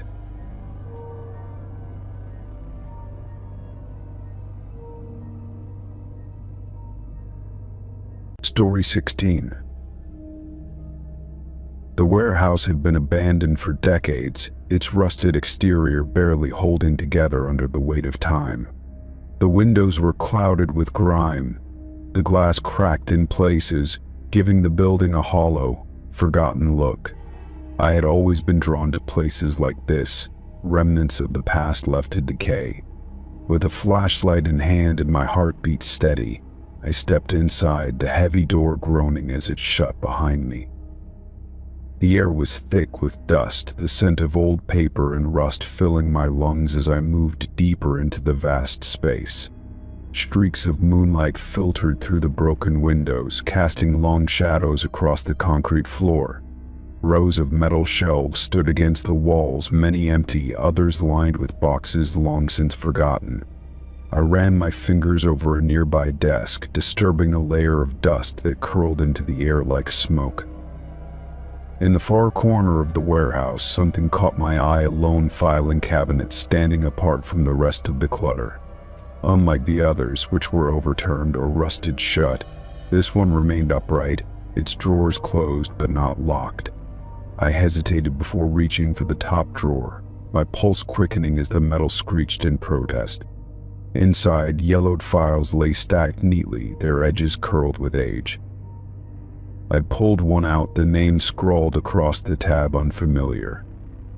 Flipping it open, I found a missing persons report, the photograph of a woman clipped to the top corner. The date at the bottom caught my attention, first exactly 20 years ago to the day. I frowned, reaching for another file, then another, each one detailing a different disappearance. But the date never changed. My stomach tightened as I sifted through the papers, the weight of their meaning pressing down on me. Dozens of names, faces, and case details all linked by a single, unchanging date. Some of the reports had handwritten notes in the margins, scribbled so hastily they were difficult to read. No leads, no evidence, no trace. The words blurred together as unease settled deep in my chest. A noise echoed through the warehouse, the soft sound of something shifting in the darkness. I froze, my grip tightening on the folder as I turned my flashlight toward the sound. The beam swept across the empty shelves, the dusty floor, the broken remnants of crates long forgotten. Nothing moved, but the silence that followed was too heavy, too expectant. I swallowed hard and turned back to the filing cabinet, my fingers trembling slightly as I reached for the bottom drawer. This one stuck at first, the metal warped from years of neglect, but with a sharp tug, it slid open.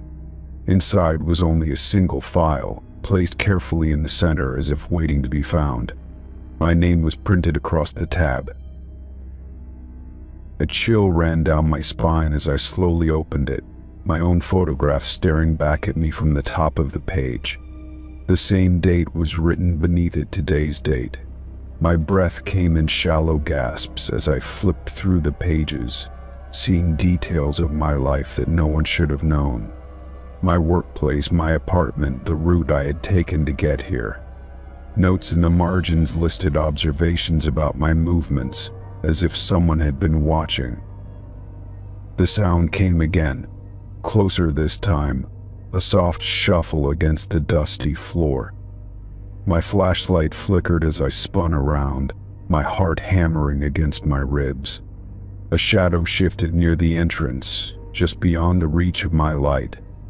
I took a step back, gripping the file as if it could somehow protect me. The air felt different now, charged, electric, like the moment before a storm. I had to get out. My body moved before my mind could catch up, my feet crunching over broken glass and debris as I rushed toward the exit. The warehouse seemed darker now, the walls pressing in, the rows of shelves stretching impossibly long. My breath came in short, ragged bursts as I reached the heavy door and yanked it open. Cold night air flooded my lungs as I stumbled outside, my flashlight beam bouncing wildly over the cracked pavement. I turned, expecting to see someone emerging from the shadows, but the doorway was empty. The warehouse stood silent, its secrets hidden once more. But I knew what I had seen. Someone had been watching me. Someone had expected me to find that file. My hands were still shaking as I drove away, the folder now sitting on the passenger seat beside me. I glanced at it every few seconds, my mind racing with questions I didn't want to answer. How had my name ended up in that cabinet? Who had written those reports? And most importantly, what had happened to the others? I didn't sleep that night. Every creak of my apartment sent a fresh wave of paranoia through me, every shadow in the corner of my vision making my pulse spike. I locked my doors, double-checked the windows, but it didn't feel like enough. The file sat on my desk, its presence an unwelcome reminder that someone, somewhere had been waiting for me. By morning, my fear had settled into something colder, determination. I needed to know the truth. I spread the reports across my table, studying the names, the faces, the connections. Most of them had vanished without a trace, but a few had something in common: mentions of a warehouse on the outskirts of town, the same one I had explored. Whatever had happened there, it wasn't random. I reached for my phone, hesitating before dialing the number of a local reporter I knew. If there was a story here, if someone had been covering up these disappearances, I wasn't going to let it stay buried. But just as I pressed the call button, my phone buzzed with an incoming message. A single text, no number, no name, just 3 words. You were warned. Story 17. The theater stood at the edge of town, its grand marquee faded and dark. Dust clung to the once lavish red carpet leading up the front steps, and the heavy doors groaned as I pushed them open. Inside, the air smelled of aged wood and velvet, tinged with something faintly metallic. The lobby was dimly lit by the afternoon sun filtering through tall, stained glass windows, casting fractured colors across the floor. I had always been fascinated by old places, and this theater was a relic from a different time. Once it had been a hub of elegance, filled with laughter and music. Now the chandeliers were covered in cobwebs and the concession stand sat abandoned, its glass cases clouded with dust.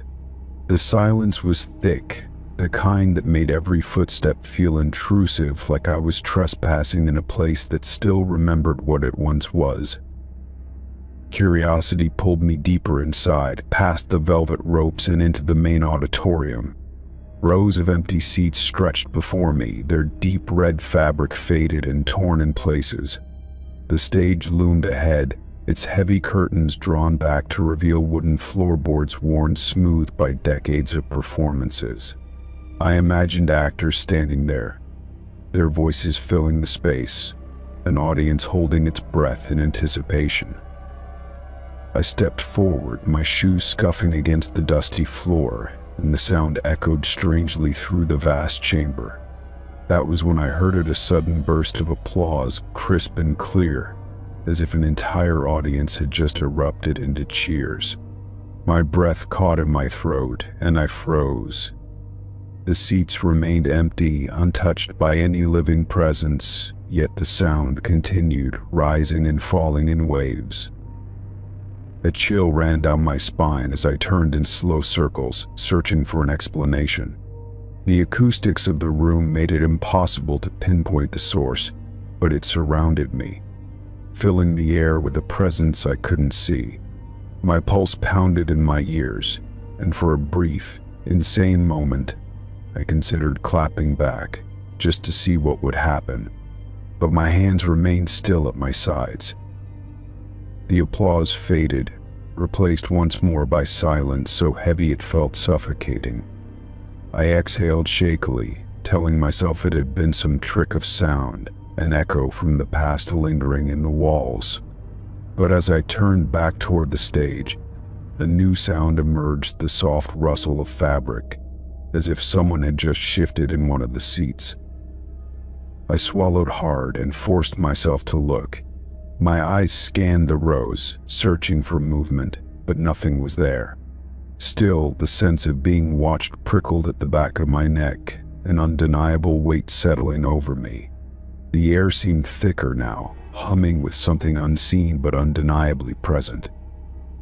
I took a cautious step toward the stage, drawn forward despite the unease curling in my stomach. The wooden stairs groaned beneath my weight as I climbed onto the platform, standing where so many had before me. The stage lights above were dead, their bulbs long shattered, but a faint glow still lingered in the space, as if the theater itself remembered its former brilliance. A whisper drifted through the air, too soft to make out the words, but unmistakably real. My heart slammed against my ribs and I turned sharply, scanning the empty room. The seats remained still, yet the atmosphere crackled with unseen energy. I took a slow step back, my pulse hammering, and the floor creaked beneath me. Then, without warning, the heavy red curtain trembled. It wasn't a slow sway from an unseen draft, it shuddered, as if something was just behind it. I could almost imagine a hand reaching out, fingers curling around the fabric, waiting to pull it back. My body screamed at me to leave, but my feet remained frozen to the stage. The whispering returned, closer this time, a hushed murmur that felt like it was meant only for me. My skin prickled, and my breath came in short gasps. Then, in the silence that followed, I heard the most chilling sound, yet a single, deliberate footstep just beyond the curtain. That was enough to break the spell. I turned on my heel and ran, leaping off the stage and sprinting down the aisle. The seats blurred in my vision as I moved, but I swore I saw shadows shifting in my peripheral view. The applause returned, deafening now, the invisible audience cheering as I fled. I reached the exit doors and shoved them open, nearly stumbling onto the sidewalk outside. The cool air hit me like a shock, and the moment I stepped beyond the threshold, the applause stopped. The silence that followed was absolute. I turned back, heart still racing, and stared at the darkened theater. From the outside, it looked the same as before, abandoned, lifeless. But I knew better. Something still lingered inside, something unseen yet undeniably present. I could feel its gaze on me even as I walked away, its silent applause echoing in my mind long after I was gone. Story 18. The hunting lodge sat deep in the woods, miles from the nearest town, its weathered exterior blending into the trees. I had booked a weekend there to get away, drawn by the promise of solitude and the crisp autumn air. The owner, an older man with a quiet demeanor, handed me a key and mentioned there was only one other guest. He didn't say much else, just nodded toward the dimly lit hallway before retreating to his own quarters. The inside of the lodge was rustic, filled with the scent of old wood and lingering smoke from a long-dead fire. The walls were lined with mounted deer heads, their glassy eyes catching the flickering light from the chandelier above. My room was small but comfortable, with a heavy wooden bed and a single window overlooking the dark forest. As I set my bag down, I noticed how silent everything was, the kind of silence that made you hyper-aware of your own breathing. Later that evening, I wandered into the common area where a fire crackled in the stone hearth. The other guests sat in one of the worn armchairs, staring into the flames with a vacant expression. He was a thin man, dressed in a heavy coat, despite the warmth of the fire, his fingers twitching slightly on the armrest. When I greeted him, he flinched before nodding stiffly, his eyes darting toward the nearest window. I sat across from him, trying to make conversation, but he only responded in short, clipped sentences. There was an unease about him, the way his gaze constantly shifted as if expecting something to appear from the shadows. After a while, I gave up and focused on the fire, the warmth settling into my bones. Outside, the wind picked up, rattling the windows like impatient fingers tapping on glass. Sometime after midnight, I woke to the sound of hurried footsteps in the hall. At first, I thought it was just the owner making his rounds, but then I heard the front door creak open. I sat up, listening as soft whispers filled the silence, barely audible but unmistakably urgent. Swinging my legs over the side of the bed, I crept toward the door and pressed my ear against the wood. The voice belonged to the other guest, and he was speaking in frantic, hushed tones. "They found me," he whispered, his breath uneven. "I have to go. I have to go now." There was no reply, only the sound of him fumbling with the latch before the door swung shut behind him. The cold night air rushed in briefly before silence swallowed the lodge once more. I hesitated before opening my door, peering down the empty hallway. The dim glow of the lanterns cast long shadows, stretching unnaturally against the wooden floor. I made my way to the window at the end of the hall, my heartbeat steady but uneasy. Outside, the man was hurrying toward the tree line, his figure barely visible against the darkness. He didn't look back, didn't pause, just disappeared into the forest as if something was chasing him. I waited for a moment, half expecting someone else to emerge from the trees, but there was nothing. The woods remained still, the wind having died down completely. A deep, unsettling quiet settled over the lodge once more. I returned to my room, but sleep never came. I kept replaying his words in my head, the sheer panic in his voice. Who had found him? And why had he left so suddenly, as if staying even a second longer would have been dangerous? My mind ran through possibilities, none of them comforting. At dawn, I went downstairs, finding the owner already awake and stoking the fire. I hesitated before mentioning the other guest's abrupt departure, expecting some kind of explanation. He didn't seem surprised, only shaking his head before turning back to the flames. "Some folks come here trying to escape things," he said after a long pause. "But you can't outrun everything." I wanted to ask more, but something in his tone warned me not to press. Instead, I stepped outside, the morning air crisp against my skin. There were no footprints leading away from the lodge, no sign that anyone had left during the night. The forest stood undisturbed, the underbrush thick and untouched. If the man had fled, he hadn't left a trace. The rest of the day passed in a haze, an unshakable unease clinging to me.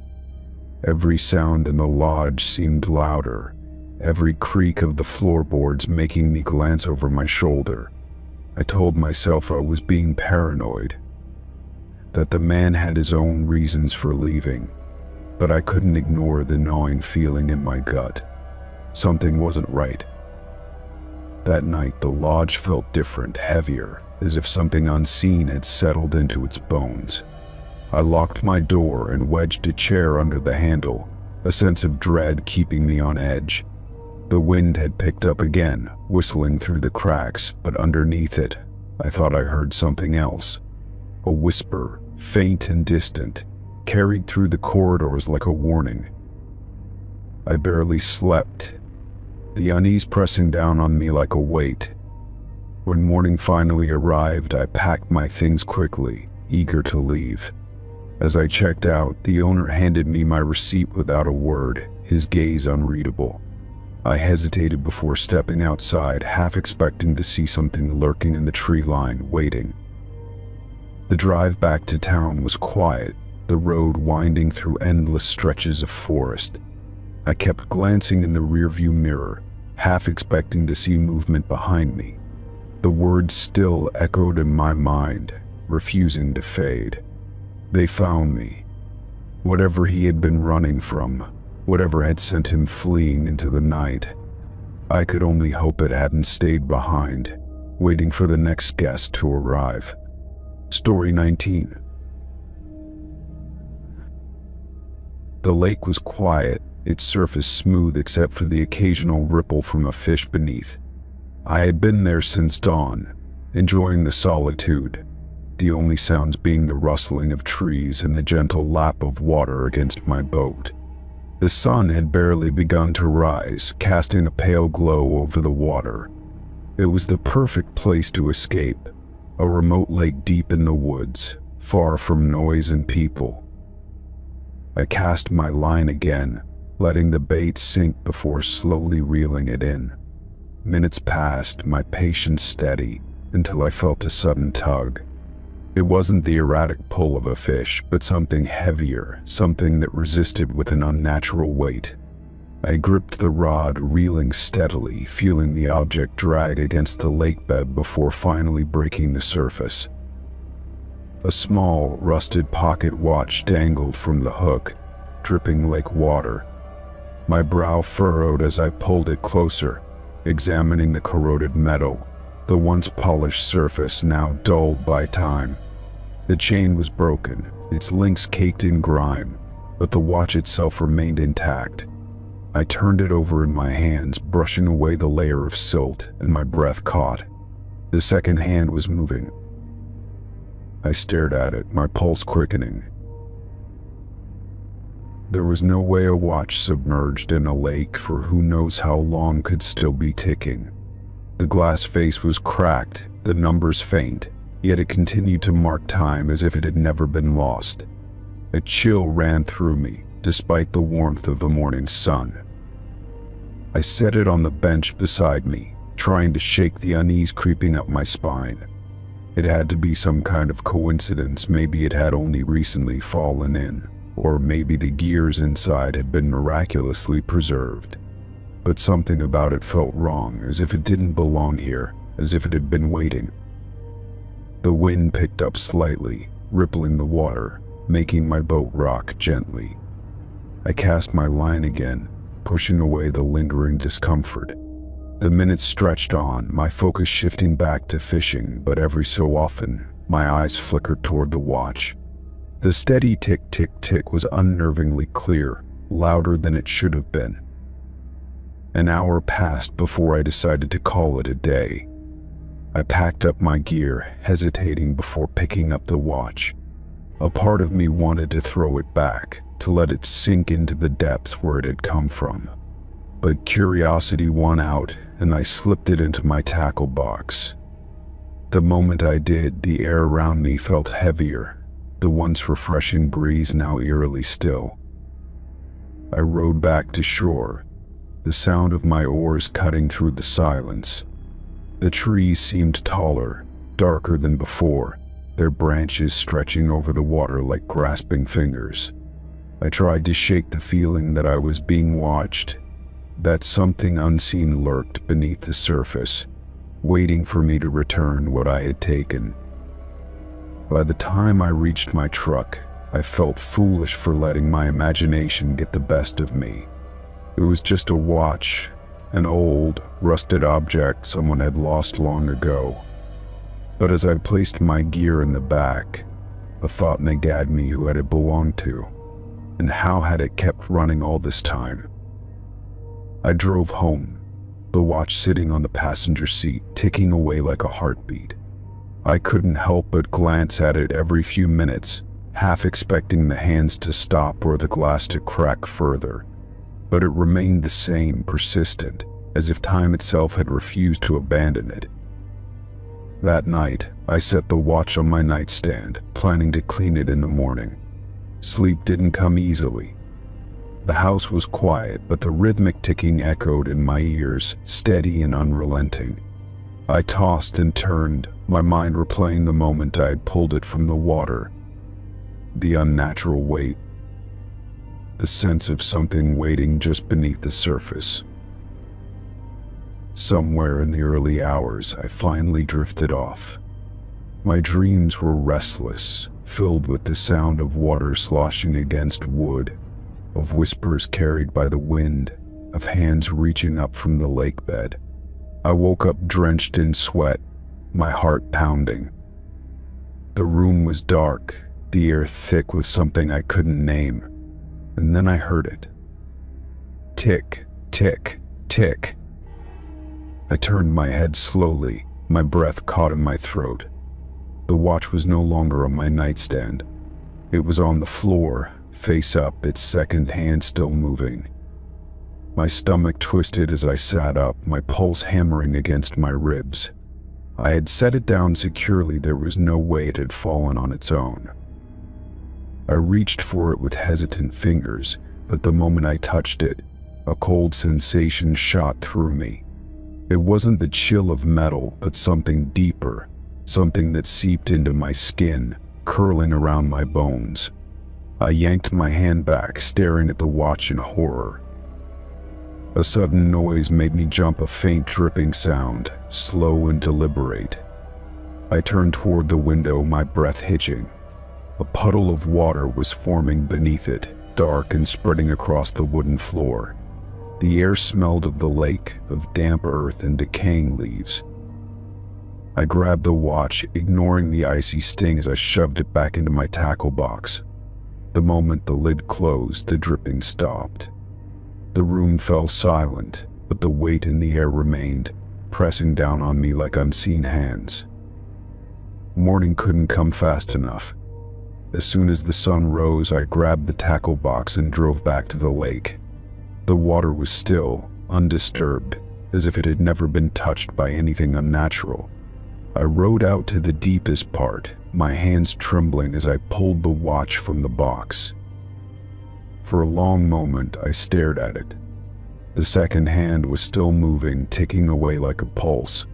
With a deep breath, I threw it into the water, watching as it disappeared beneath the surface. The ripples spread outward, then stilled, the lake swallowing it whole. The moment it was gone, the air around me felt lighter, the weight on my chest lifting. I sat there for a while, listening to the sounds of the forest, waiting for something to happen. But nothing did.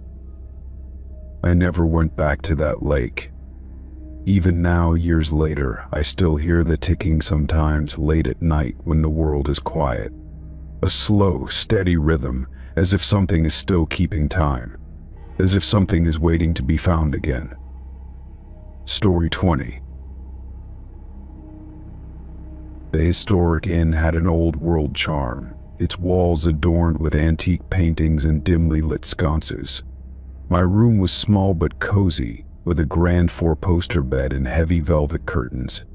As I set my bag down, my eyes were drawn to a door on the far side of the room, its handle rusted and locked tight. I tried turning the knob, but it wouldn't budge, as if it hadn't been used in years. The wood looked different from the rest of the room, slightly warped, with deep scratches near the bottom. A draft seeped through the cracks, carrying a faint, musty scent that made me uneasy. Shaking off my discomfort, I unpacked and freshened up before heading downstairs for dinner. The innkeeper, a woman in her 60s, greeted me with a warm but cautious smile. As we talked, I casually mentioned the locked door in my room, hoping for some history about it. Her expression shifted ever so slightly, her hands pausing mid-wipe over the counter. "Some rooms have doors from when the inn was part of a larger estate," she said, her voice measured. "They've been sealed off for years. Best to ignore it."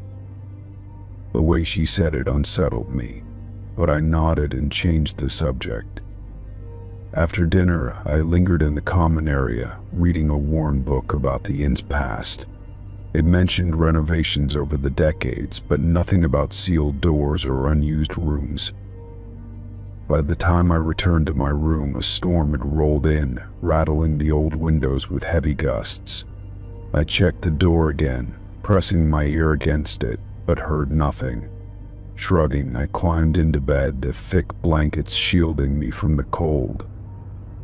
Sometime in the night, I woke with a start, my heart hammering in my chest. A sharp knock echoed through the room, coming from the locked door. I held my breath, staring at it, waiting to convince myself I had imagined the sound. Then it came again, 3 distinct knocks, slow and deliberate. The air in the room felt heavier, pressing against me like an unseen force. I reached for my phone, but my fingers trembled too much to unlock the screen. For what felt like an eternity, I sat frozen, listening. There was no whispering, no shuffling of feet, just an overwhelming silence after the knocks. I wanted to call the front desk, but something told me no one would believe me. Minutes passed, then an hour, and nothing else happened. Exhaustion finally won, and I dozed off, clutching my phone tightly. When I woke again, it was morning, golden sunlight spilling through the curtains as if nothing had happened. Summoning my courage, I examined the door in the daylight, running my fingers over the old wood.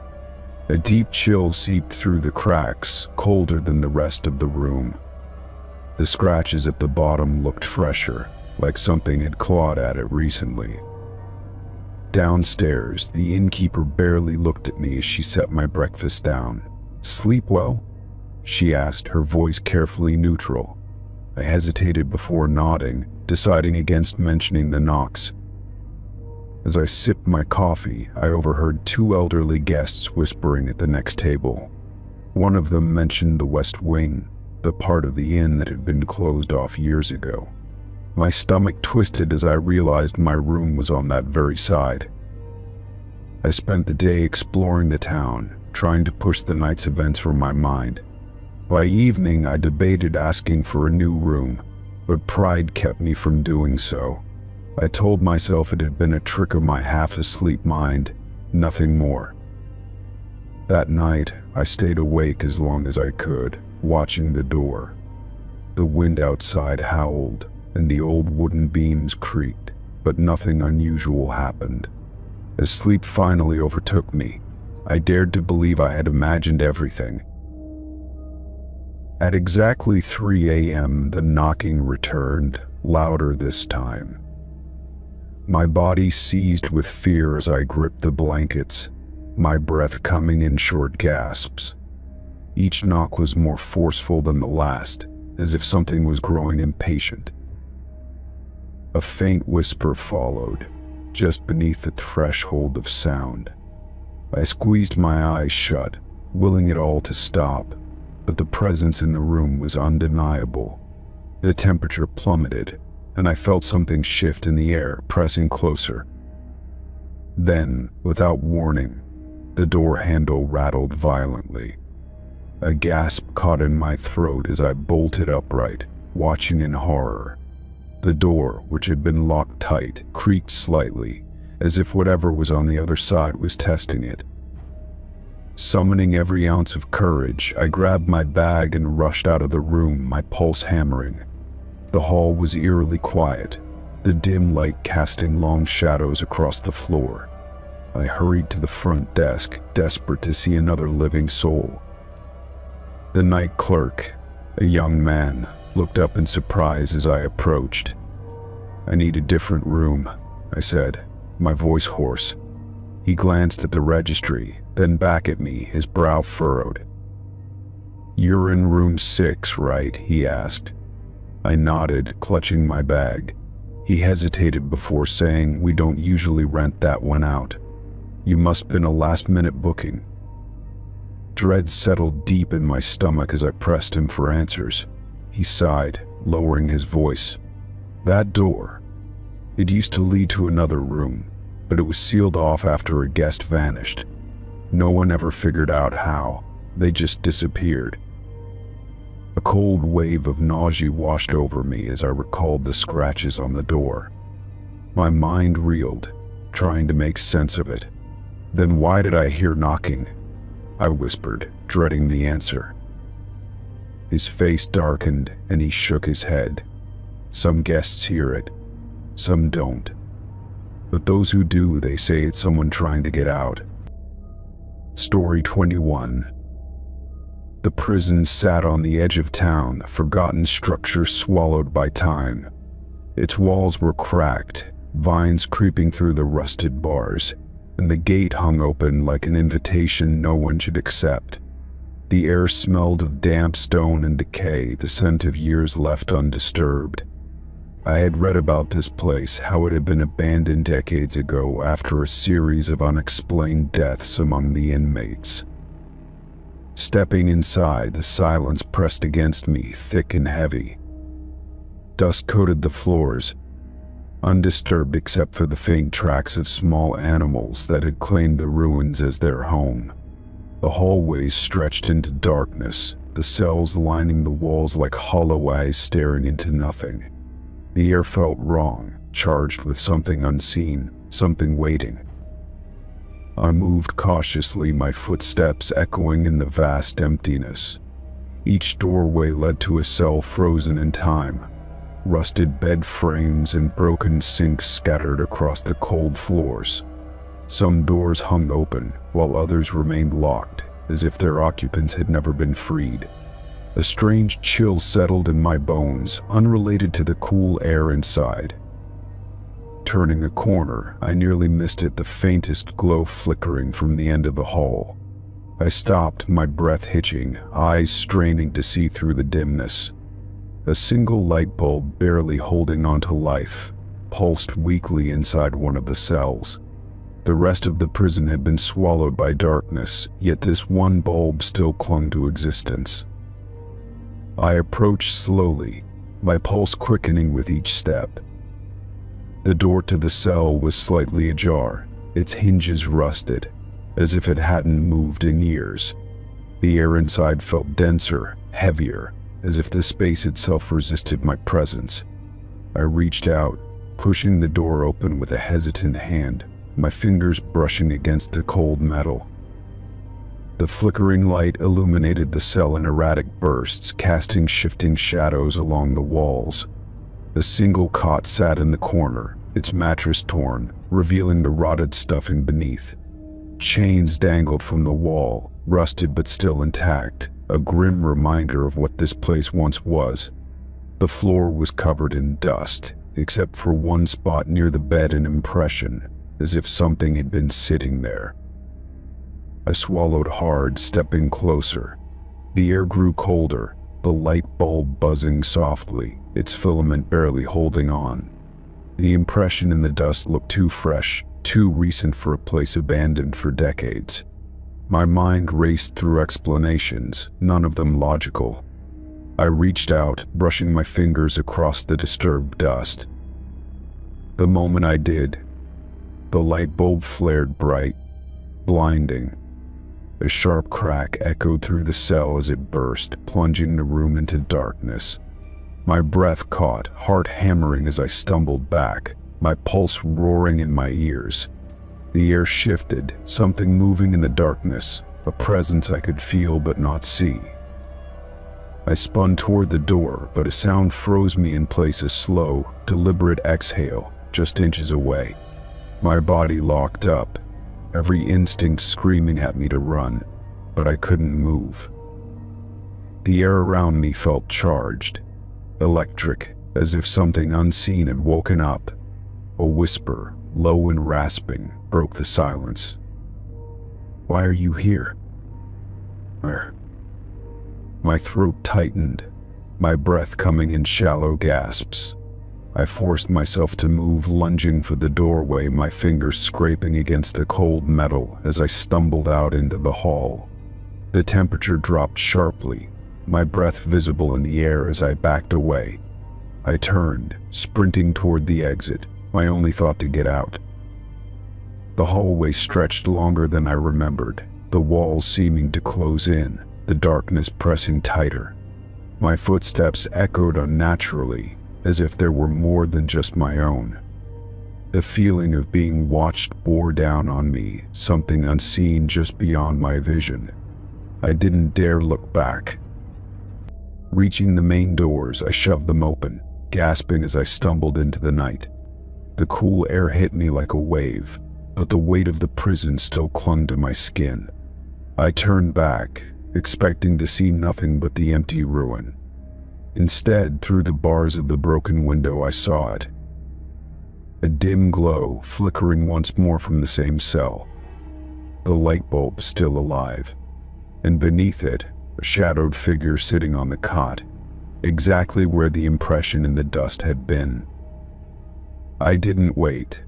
I ran, the prison shrinking behind me as I put as much distance between myself and that place as possible. Even when I reached my car, even when I was miles away, the image stayed burned in my mind. The cell, the light, the figure waiting in the dark. And the whisper that still echoed in my ears. Story 22. The road stretched endlessly in both directions, a thin ribbon of cracked asphalt cutting through the barren desert. My gas tank was running low, and the last sign of civilization had been miles ago. The sun had long since set, leaving only the glow of my headlights and the occasional glint of distant stars. Just as I began to worry, I spotted a neon sign flickering in the distance. As I got closer, I saw the word "open" glowing faintly in the dark, attached to a squat, silver-sided diner. The parking lot was empty, and the building looked worn, its windows lined with dust. I pulled in, relieved to find a place to rest and maybe grab a coffee. The warm hum of the neon sign buzzed overhead as I pushed the door open. Inside, the air was thick with the scent of aged stale, untouched, forgotten. A fine layer of dust coated every surface, from the checkered countertop to the faded red booths. Plates were still set on some of the tables, as if someone had meant to serve a meal but never returned. The register sat closed, its buttons covered in grime. I hesitated, glancing toward the back where a kitchen should be. The order window was dark, the metal pass-through shelf coated in dust. There were no sounds, no sizzling food, no clatter of dishes, no murmured conversation.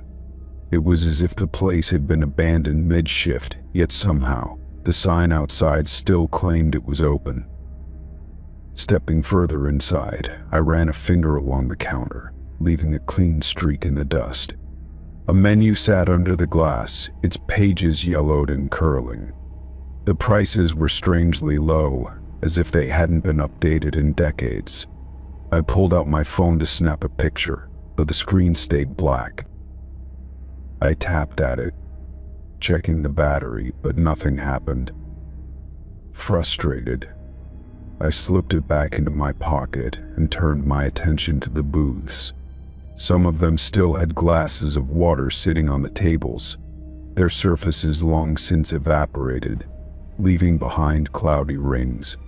A single salt shaker stood tipped over near the window, its contents spilled across the surface. Something about the stillness made my skin prickle. There were no footprints in the dust, no sign that anyone had stepped inside for years. Yet the sign had been on, glowing bright against the night. My stomach twisted as I walked toward the back hallway, where a door marked restroom hung slightly open.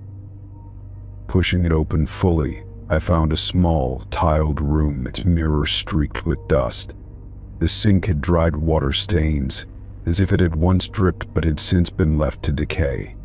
My reflection looked strange in the dim light, my face pale, my eyes uncertain. The air smelled faintly of something old, something that had been sealed away too long. I turned to leave, but as I did, a faint noise reached my ears. It was distant, almost imperceptible, like the scratch of a record needle over silence. I froze, straining to hear it again.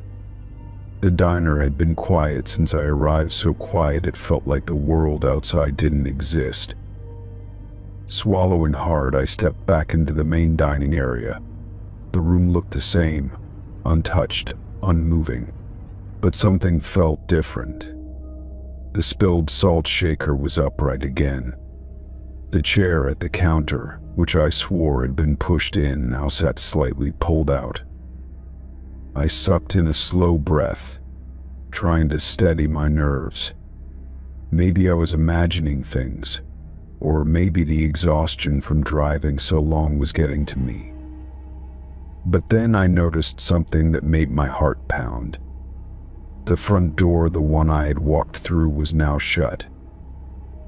I rushed to it, gripping the handle, but it wouldn't budge. It wasn't locked, but it felt as though something heavy pressed against it from the outside. My pulse hammered as I yanked harder, my breath coming in short, panicked bursts. The neon sign outside still glowed, casting eerie red light through the dusty window. I turned, scanning the diner, searching for another way out. The kitchen door. It was my best bet. I moved quickly, pushing through into the back area, my shoes kicking up small clouds of dust. The kitchen was just as abandoned as the rest of the place, pots still hanging from hooks, an old coffee machine sitting idle on the counter. At the far end, there was another door and exit, leading into the darkness beyond. I moved toward it, but the same scratchy noise from before rose again, louder now. It came from the diner, from the very space I had just left. I turned slowly, my heart thudding painfully against my ribs. A shadow moved past the order window. It was brief, just a flicker of something shifting in the dim light, but it was enough. Someone or something was in there with me. I backed toward the exit, fingers fumbling for the handle. My breath came shallow, my entire body tensed for whatever was about to happen. Just as I twisted the knob, the jukebox in the corner of the diner crackled to life.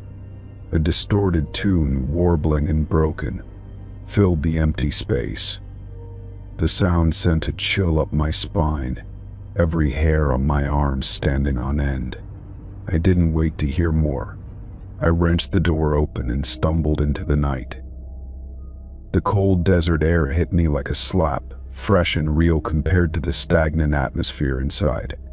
I turned, expecting to see the glow of the neon sign still shining, but the diner was dark. No sign, no buzzing light, no trace that it had ever been open. My car sat where I had left it, the only thing in the vast, empty lot. My hands trembled as I fumbled for the keys, glancing once more at the diner. It looked even older now, more decayed, as if it had been left to rot for decades. The windows were coated in even more dust, and the door, now slightly ajar, revealed only darkness inside. I didn't waste another second. The engine roared to life, and I peeled out of the lot, gravel crunching beneath my tires. As I merged back onto the highway, I forced myself not to look in the rearview mirror. I didn't want to see if anything or anyone stood in the doorway watching me leave. Miles later, when I finally stopped at a gas station, I pulled out my phone. The screen lit up instantly, working perfectly again. But when I checked my photos, there was nothing. No picture of the menu, no shot of the diner, nothing to prove I had ever been there. And yet, as I sat in the brightly lit parking lot, staring at my reflection in the windshield, I couldn't shake the feeling that I hadn't left alone. Story 23. The asylum stood at the edge of town, a hulking mass of crumbling brick and shattered windows. Its roof sagged in places and ivy crept up its sides trying to reclaim it.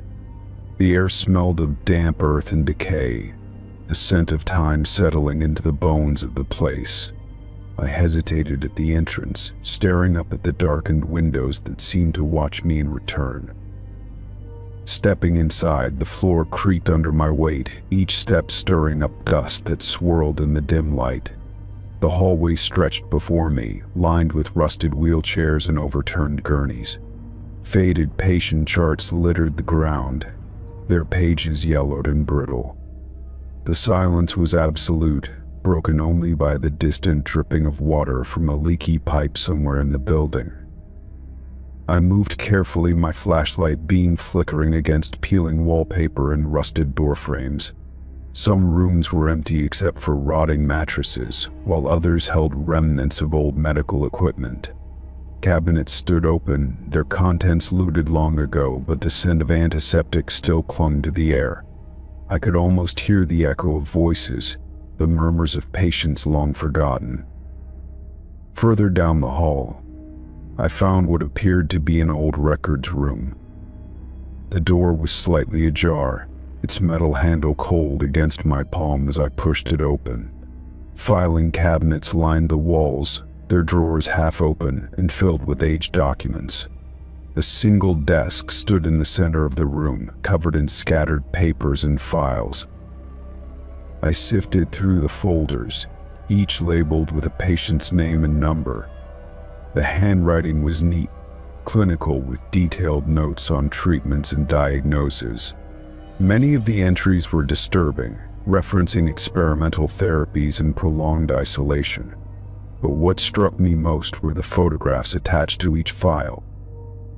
Every single one had the same unsettling feature: the eyes were scratched out. Some were marred by deep, jagged cuts, while others had been methodically removed, leaving only hollow spaces. The mutilation wasn't random, it had been done deliberately with precision. My stomach twisted as I flipped through them, each face staring back at me, empty and ruined. The room felt colder as I turned another page, my breath visible in the dim light. The patients had once been real people, trapped within these walls, their identities now erased. I couldn't shake the feeling that someone had wanted them forgotten, their very existence wiped from history. A shiver ran down my spine as I placed the files back onto the desk. A sudden sound broke the silence, a faint scraping noise from the hallway. I froze, my pulse hammering in my ears. The sound was slow and deliberate, like fingernails dragging against wood. I held my breath, straining to listen, but it stopped just as quickly as it had started. Swallowing hard, I stepped out of the records room, my flashlight cutting through the darkness. The hallway was empty, the shadows stretching long and still. But the air felt heavier, thick with something unseen. I glanced toward the far end of the corridor, where the darkness seemed to shift, but nothing moved. I turned to leave, my steps quickening, but something made me pause. One of the nearby doors was slightly ajar, though I was certain it had been closed when I first passed it. The number on the door was faded, barely legible, but the handle looked polished, as if touched recently. My fingers trembled as I reached for it, my heartbeat echoing in my ears. Inside, the room was small, with a single rusted bed frame and a desk pushed against the wall. Papers were scattered across the surface, yellowed with age, but one stood out. It was a photograph, untouched by dust, placed neatly in the center. My breath hitched as I picked it up. The image was of a patient, their face blurred with time, but their eyes were intact. Unlike the others, this one hadn't been scratched out. The realization made my skin crawl. Whoever had defaced the others had left this one for a reason. My grip tightened around the photo as I scanned the room, an uneasy feeling creeping up my spine. The sound came again, scraping, closer this time. My flashlight flickered, the shadows in the corner of the room seeming to shift. I turned sharply, my breath caught in my throat, but the space was empty. The photograph felt ice cold in my hand, as if it had just been pulled from deep water. A soft creak came from the hallway, followed by the unmistakable sound of shuffling footsteps. They were slow, dragging, as if someone was moving with great effort. I forced myself to step toward the door, peering out cautiously. The corridor stretched before me, empty, but the air was suffocatingly still. I didn't wait to see more. My feet moved before my mind could catch up, carrying me toward the exit. The sound of footsteps followed, growing quicker, more erratic.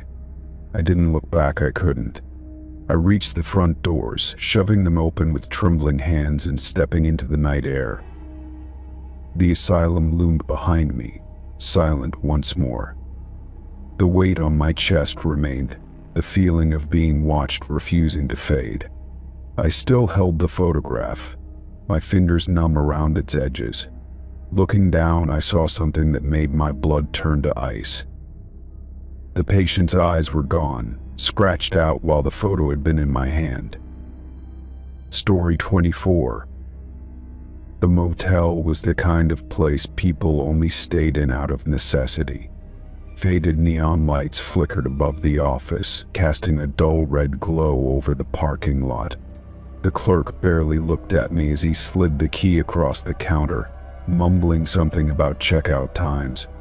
The lobby smelled like stale coffee and old carpet, and I had a feeling the room wouldn't be much better. I walked down the cracked concrete walkway, passing doors with peeling paint and rusted handles. The only sounds were the hum of a vending machine and the occasional muffled voices from other rooms. My door, number 12, stuck when I tried to push it open, the hinges groaning in protest. The air inside was thick and musty, as if the room hadn't been aired out in years. The single lamp on the nightstand barely lit the space, casting long shadows across the stained carpet. The bedspread was faded and worn, the TV an old box model that probably hadn't worked in years. I tossed my bag onto the chair by the window and sighed, already regretting my decision to stay here. It was cheap, and that was its only appeal. I decided to check the bathroom, flipping the switch to find a cracked mirror and a flickering light bulb.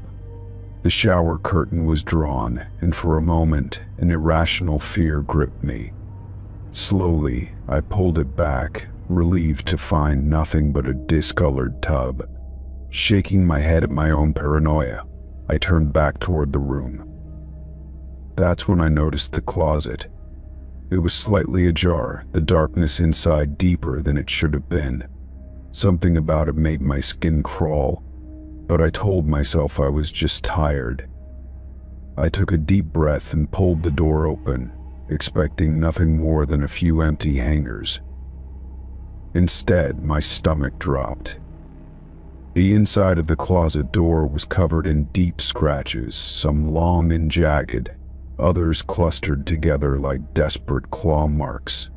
My eyes traveled downward, and that's when I saw the words. Etched into the wood, uneven and shaky, were the words, "Not safe." A chill ran through me as I stepped back, my pulse quickening. The scratches looked old, but not ancient, fresh enough that I could still see splinters of wood sticking out from where the letters had been carved. My throat felt dry as I reached out, running my fingers over the rough edges. Whoever had written this had done it in a hurry. A sudden noise made me jump, a faint creak, like the shifting of floorboards. I turned sharply, scanning the room, but nothing had changed. The lamp still flickered slightly, the air still thick with that stale modal scent. I swallowed hard, telling myself it was just my imagination. I shut the closet door, my hands unsteady as I backed away.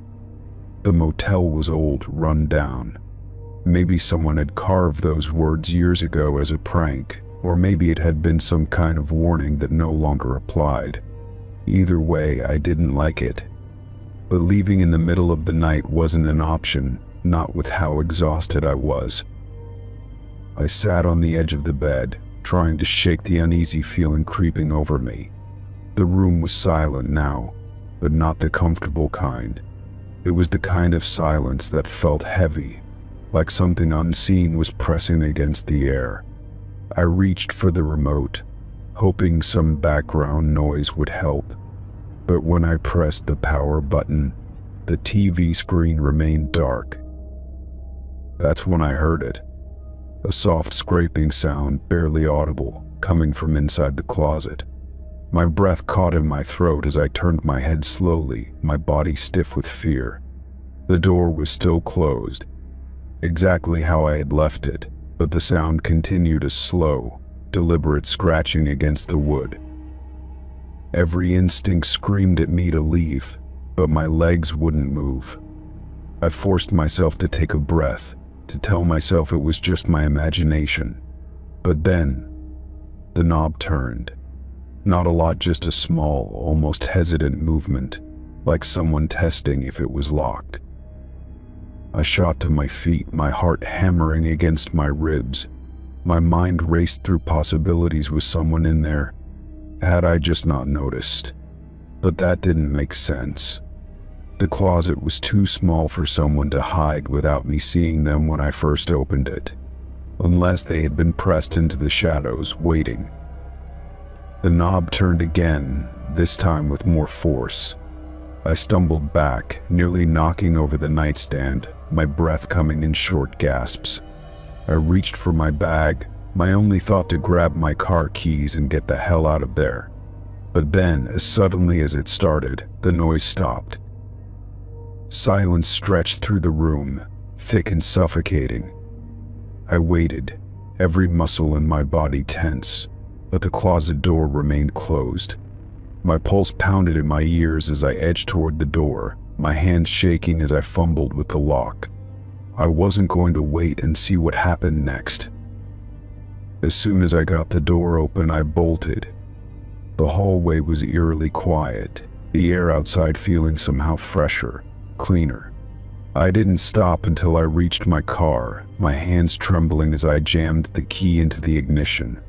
I didn't even glance back at the motel as I sped out of the parking lot. I drove for miles before pulling into a well-lit gas station, my hands still gripping the wheel too tightly.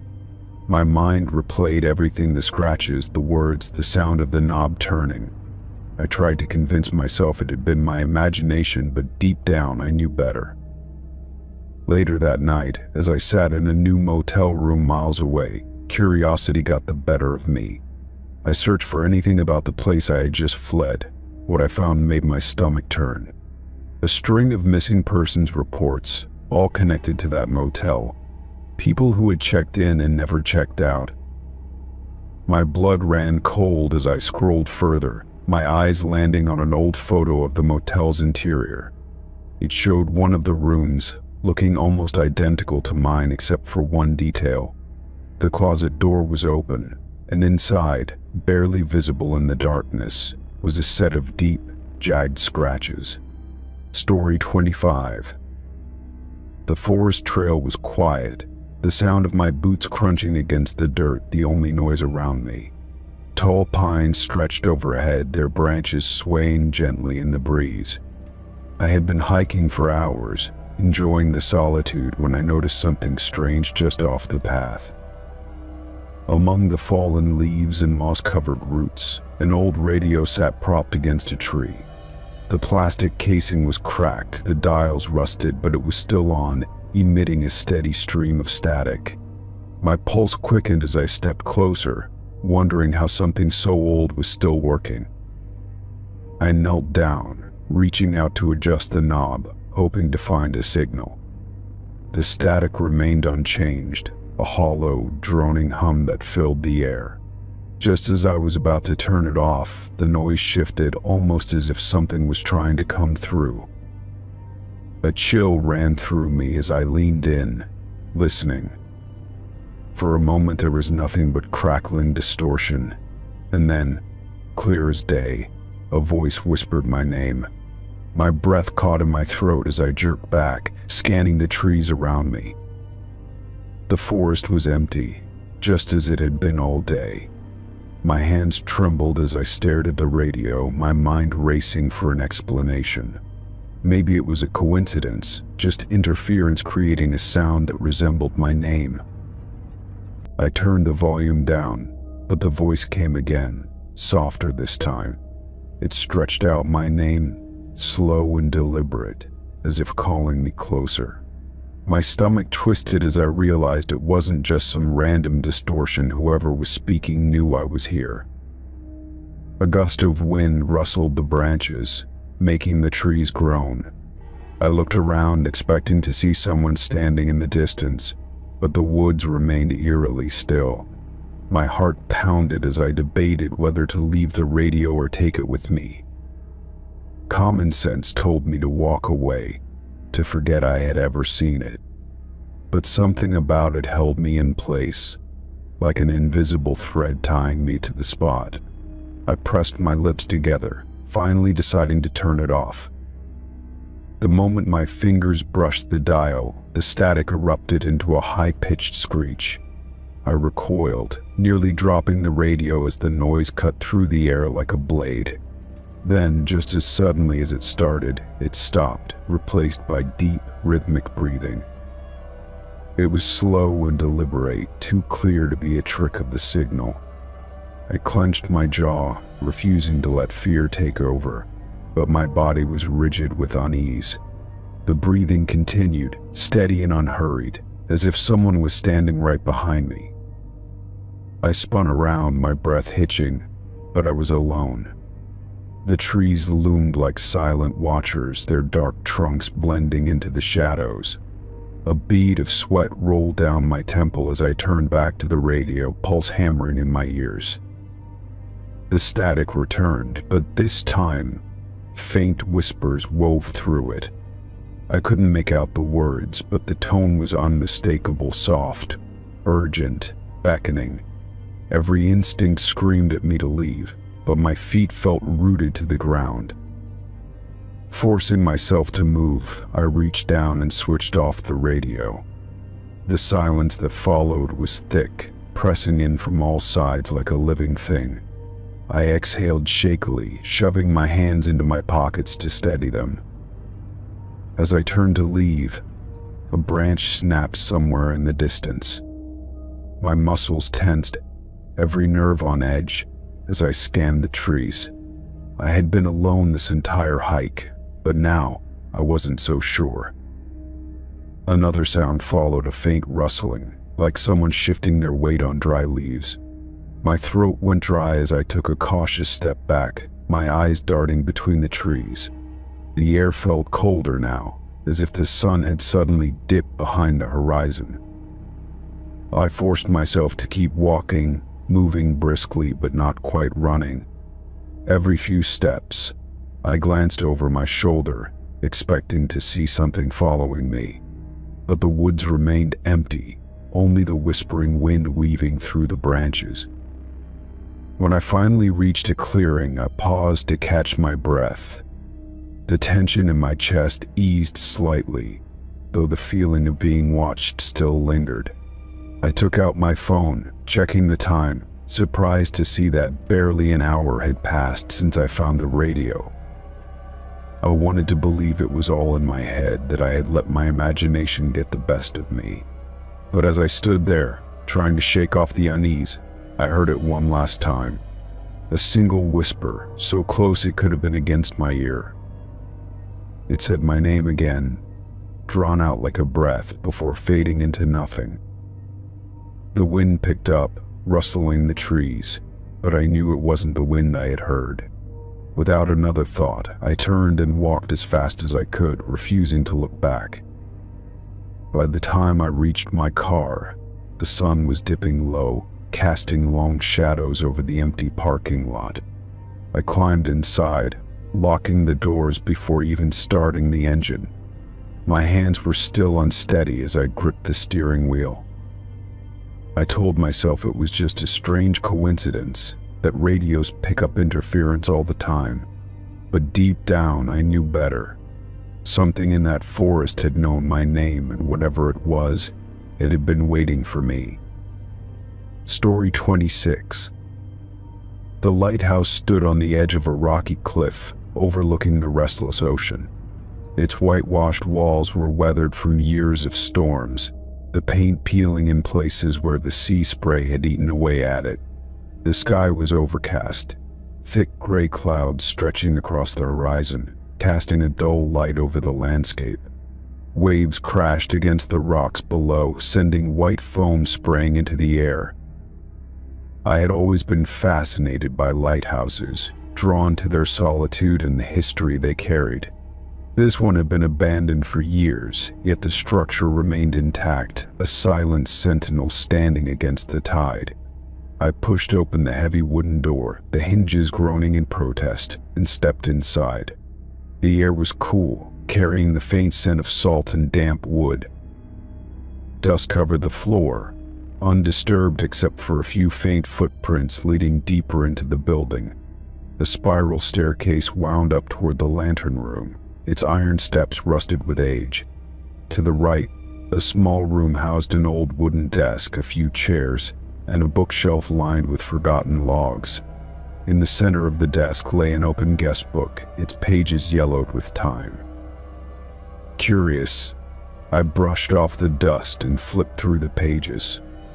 The earliest entries dated back over a century, signed by lighthouse keepers and passing sailors.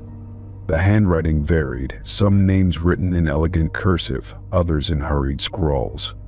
Many left messages, descriptions of the weather, notes about repairs, brief mentions of passing ships. As I turned the pages, I noticed something unsettling. The more recent entries didn't belong to tourists or visitors.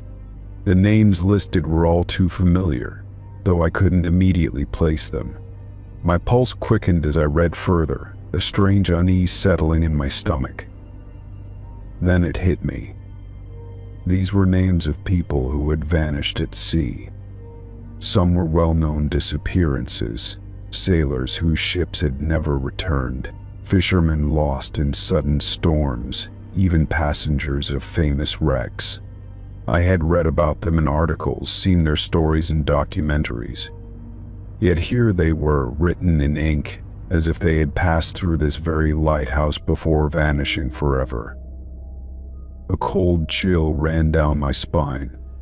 How could these names be here? Some of these people had gone missing decades ago, others only in recent years. My hands trembled slightly as I flipped to the last page. The ink was fresh, the signature barely dry. I stared at the name, my breath catching in my throat. It was someone who had disappeared just weeks ago. A gust of wind howled through the open door, slamming it shut with a deafening bang. I jolted, my heart hammering as the sound echoed through the empty lighthouse. The room suddenly felt smaller, the walls pressing in around me. The air was heavy, thick with something unseen, something waiting. I forced myself to take a deep breath, trying to steady my nerves. There had to be an explanation. Maybe someone had written these names as part of a hoax, or perhaps an old keeper had recorded local legends. But deep down, I didn't believe that. There was something unnatural about it, something that defied logic. I turned my attention back to the book, scanning for anything that might provide an answer. Some entries contained messages, brief and cryptic. The sea calls to us all. I heard the bell, but there was no ship. Once you see the light, it's too late. My fingers tightened around the edges of the pages, the words sending a shiver through me. A sudden creak from above made me freeze. Someone or something was moving on the floor above me. My mind raced through possibilities. Had someone else come inside without me noticing? Was there a caretaker I hadn't been aware of? The sound came again, slow, deliberate footsteps echoing down the iron staircase. I wasn't alone. I swallowed hard, forcing myself to move. If someone was up there, I needed to see who it was. My feet felt heavy as I stepped onto the staircase, the rusted metal groaning beneath my weight. Each step echoed loudly in the still air, masking whatever sound was coming from above. As I reached the top, I hesitated before pushing open the door to the lantern room. The space was dim, the glass windows streaked with years of salt and grime. The large beacon sat in the center, its once bright lens now coated in dust. The room was empty. But the air was wrong. It was thick, charged, like the moment before a storm breaks. A faint hum filled my ears, low and almost imperceptible, like a whisper on the wind. My gaze shifted to the window, to the vast ocean stretching endlessly beyond the cliff.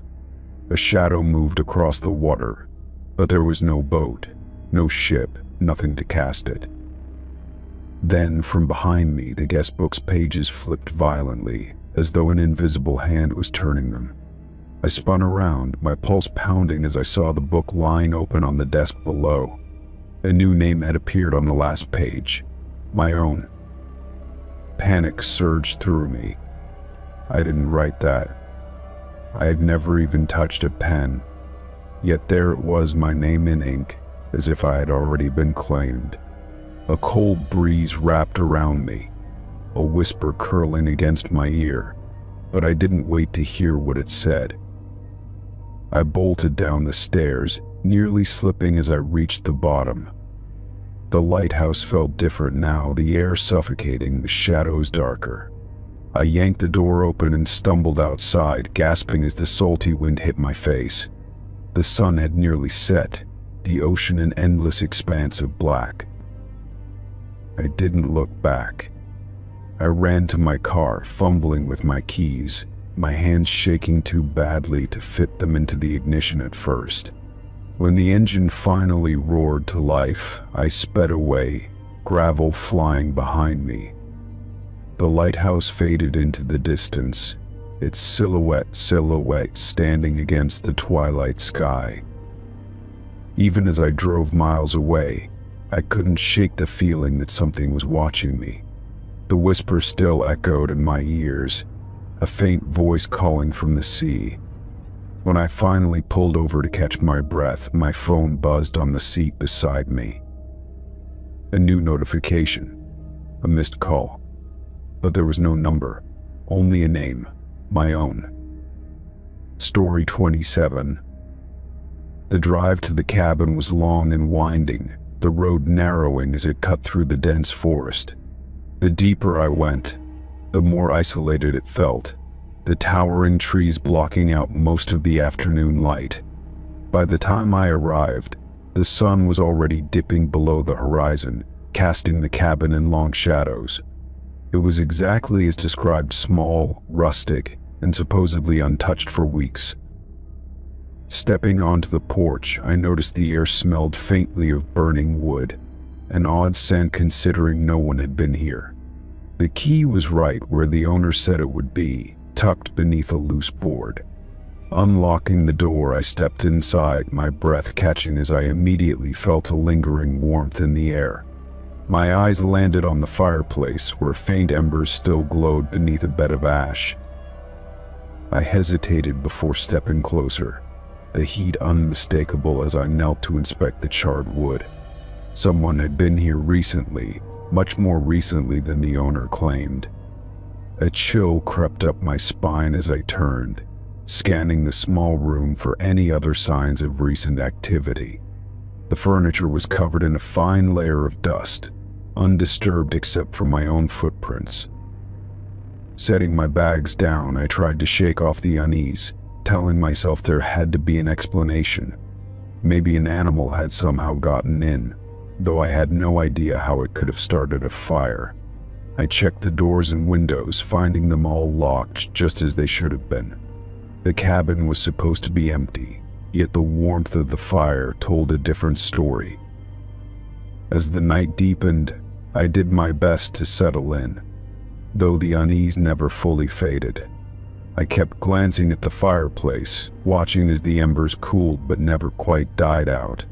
The wind howled outside, rattling the windows, and I told myself it was just an old building settling. Still, every creak of the wooden floorboards made me tense. I lit a few candles, their glow barely pushing back the darkness that pressed against the windows. Pulling out my phone, I checked for service, but as expected, there was none this deep in the woods. The thought of being completely cut off didn't usually bother me, but tonight, it made my skin crawl. Something about this place felt off, like I was intruding where I didn't belong. Eventually, exhaustion won over and I decided to get some rest. The bedroom was small and sparse, the bed stiff beneath me as I pulled the blankets up. I listened to the wind outside, the occasional groan of the cabin settling, but nothing else. The embers in the fireplace had finally faded, leaving the room in a heavy, silent darkness. Sometime in the middle of the night, I woke suddenly, my breath catching in my throat. The air felt different, heavier, like the room itself was holding its breath. As my eyes adjusted to the darkness, I saw the fireplace was glowing again, fresh flames licking at the wood. I hadn't started a fire. My body froze, my pulse hammering in my ears as I stared at the flickering flames. The warmth was undeniable, seeping into the room as the fire crackled softly. Someone had been here while I slept. The thought sent a jolt of fear through me, and I forced myself to sit up, straining to hear any movement beyond my own ragged breathing. The cabin was silent, but I couldn't shake the feeling that I wasn't alone. Sliding out of bed, I moved cautiously toward the main room, my footsteps barely making a sound against the wooden floor. The fire cast shifting shadows along the walls, the light almost hypnotic as it danced. The scent of burning wood filled my lungs again, stronger now, fresher. I grabbed the poker from beside the hearth, gripping it tightly as I scanned the room. Nothing looked disturbed, but the fire was proof that someone had been here. My fingers tightened around the handle, every instinct screaming that I should leave. But leaving meant stepping out into the pitch-black forest alone with no way to call for help. The cabin groaned as the wind picked up outside, making the walls shudder. I crept toward the door, heart pounding as I pressed my ear against it. The forest beyond was eerily quiet, the usual nighttime sounds absent. It felt like something was waiting just beyond the trees, hidden in the darkness. A soft creak echoed behind me. I spun around, my breath catching in my throat as I saw the rocking chair in the corner shifting slightly, as if someone had just stood up. The air grew colder despite the fire, and my skin prickled with something deeper than fear. I wasn't alone. I backed toward the door, every muscle tense as I reached for the handle. My hand trembled as I turned it, easing the door open as quietly as possible. The cold night air rushed in, making me shudder. I stepped outside, barely daring to breathe, my ears straining for any sound behind me. Then, just as I crossed the threshold, the door slammed shut behind me with a force that rattled the walls. My breath came in quick gasps as I stumbled back, staring at the cabin. The fire still burned inside, casting eerie shadows against the windows. I knew then that I could not go back inside. I grabbed my keys from my pocket, fumbling as I ran toward my car. The wind howled around me, pushing against my back as if urging me to leave. I didn't look back as I threw myself into the driver's seat, locking the doors before turning the key in the ignition. The engine roared to life, and I pressed down on the gas, speeding away from the cabin and the impossible fire within. The drive back to town felt endless. every shadow along the road making my pulse race. By the time I reached civilization, dawn was breaking, the first hints of light chasing away the nightmares of the night. I pulled into a gas station, my hands still trembling as I gripped the steering wheel. Needing answers, I called the cabin's owner as soon as I had service, demanding to know if someone had been staying there. There was a long pause before he finally spoke, his voice heavy with something I couldn't place. "No one stayed there in years," he said. "Not since the last guest, the one who never came back." A cold dread settled deep in my stomach as I sat there in stunned silence. I knew then that I had been lucky to leave at all. Whatever was in that cabin, it hadn't wanted me there. But worse than that, I couldn't shake the feeling that it hadn't been finished with me yet. Story 28. The abandoned high school loomed ahead, its brick walls stained by time and neglect. Windows were either shattered or coated in grime, and the once proud school sign hung crookedly, its letters faded and cracked. I stepped through the broken front doors, my footsteps echoing in the empty hallway.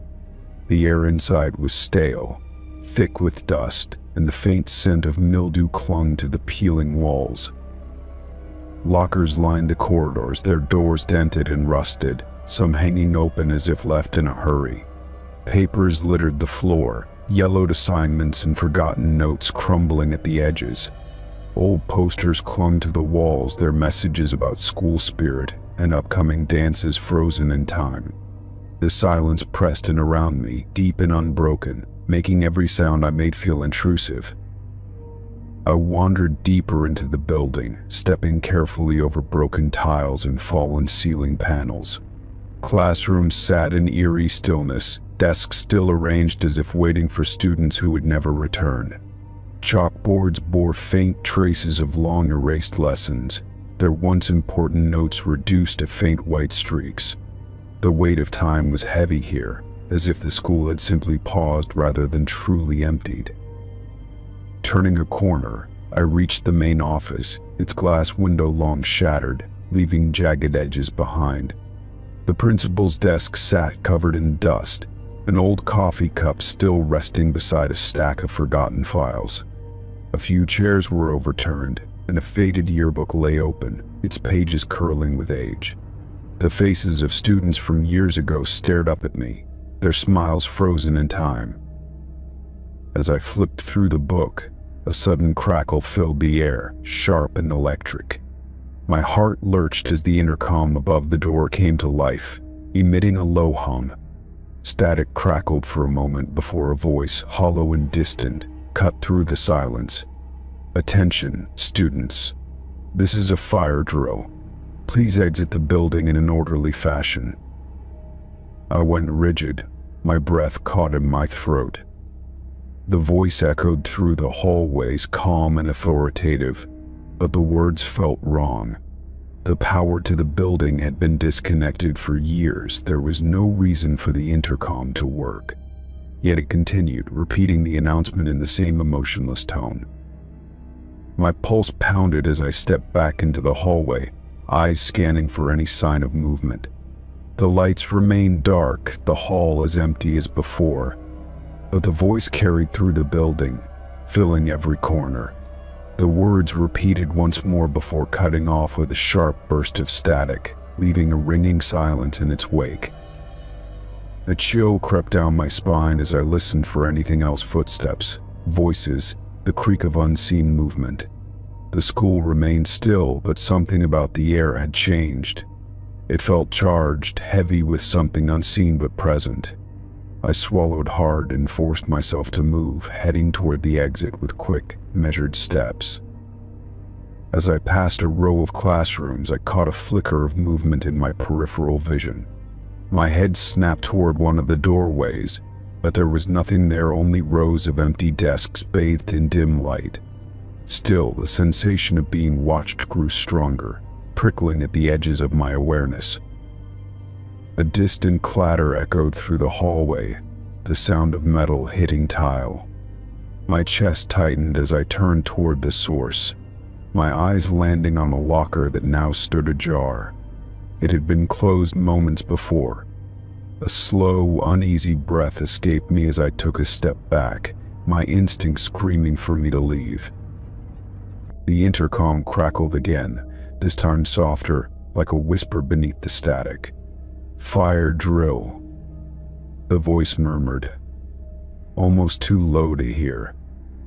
My stomach twisted as the words stretched out, distorted, as if the speaker was standing just behind me. The hair on my arm stood on end as I turned sharply, but the hallway was still empty.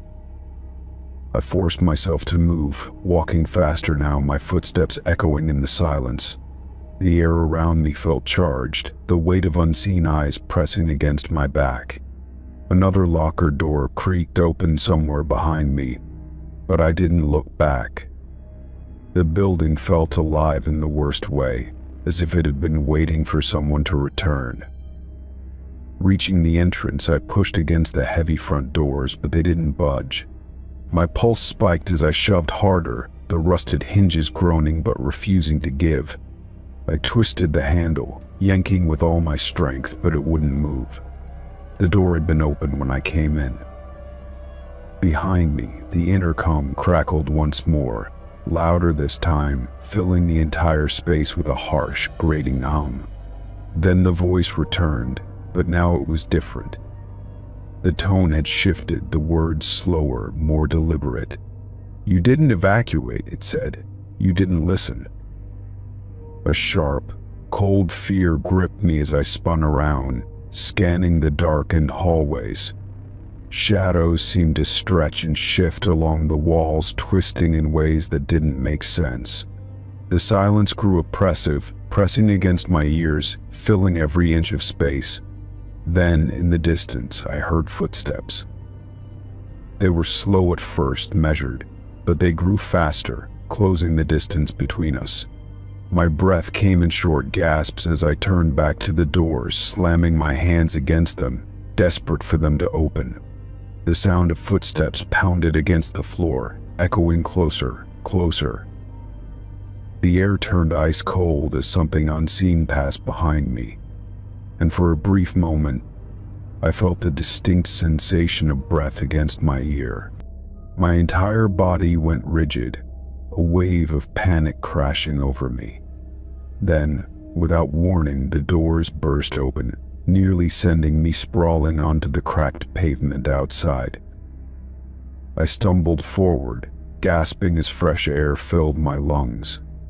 The moment I crossed the threshold, the intercom fell silent, the oppressive weight lifting from the air. I turned back, my heart still hammering, but the school stood just as it had before, empty, lifeless. Yet, as I backed away, I swore I saw something in the doorway. A faint, shadowy figure stood just beyond the threshold, unmoving, watching. The door slowly creaked shut on its own, the rusted hinges groaning as it sealed whatever was inside back into the darkness.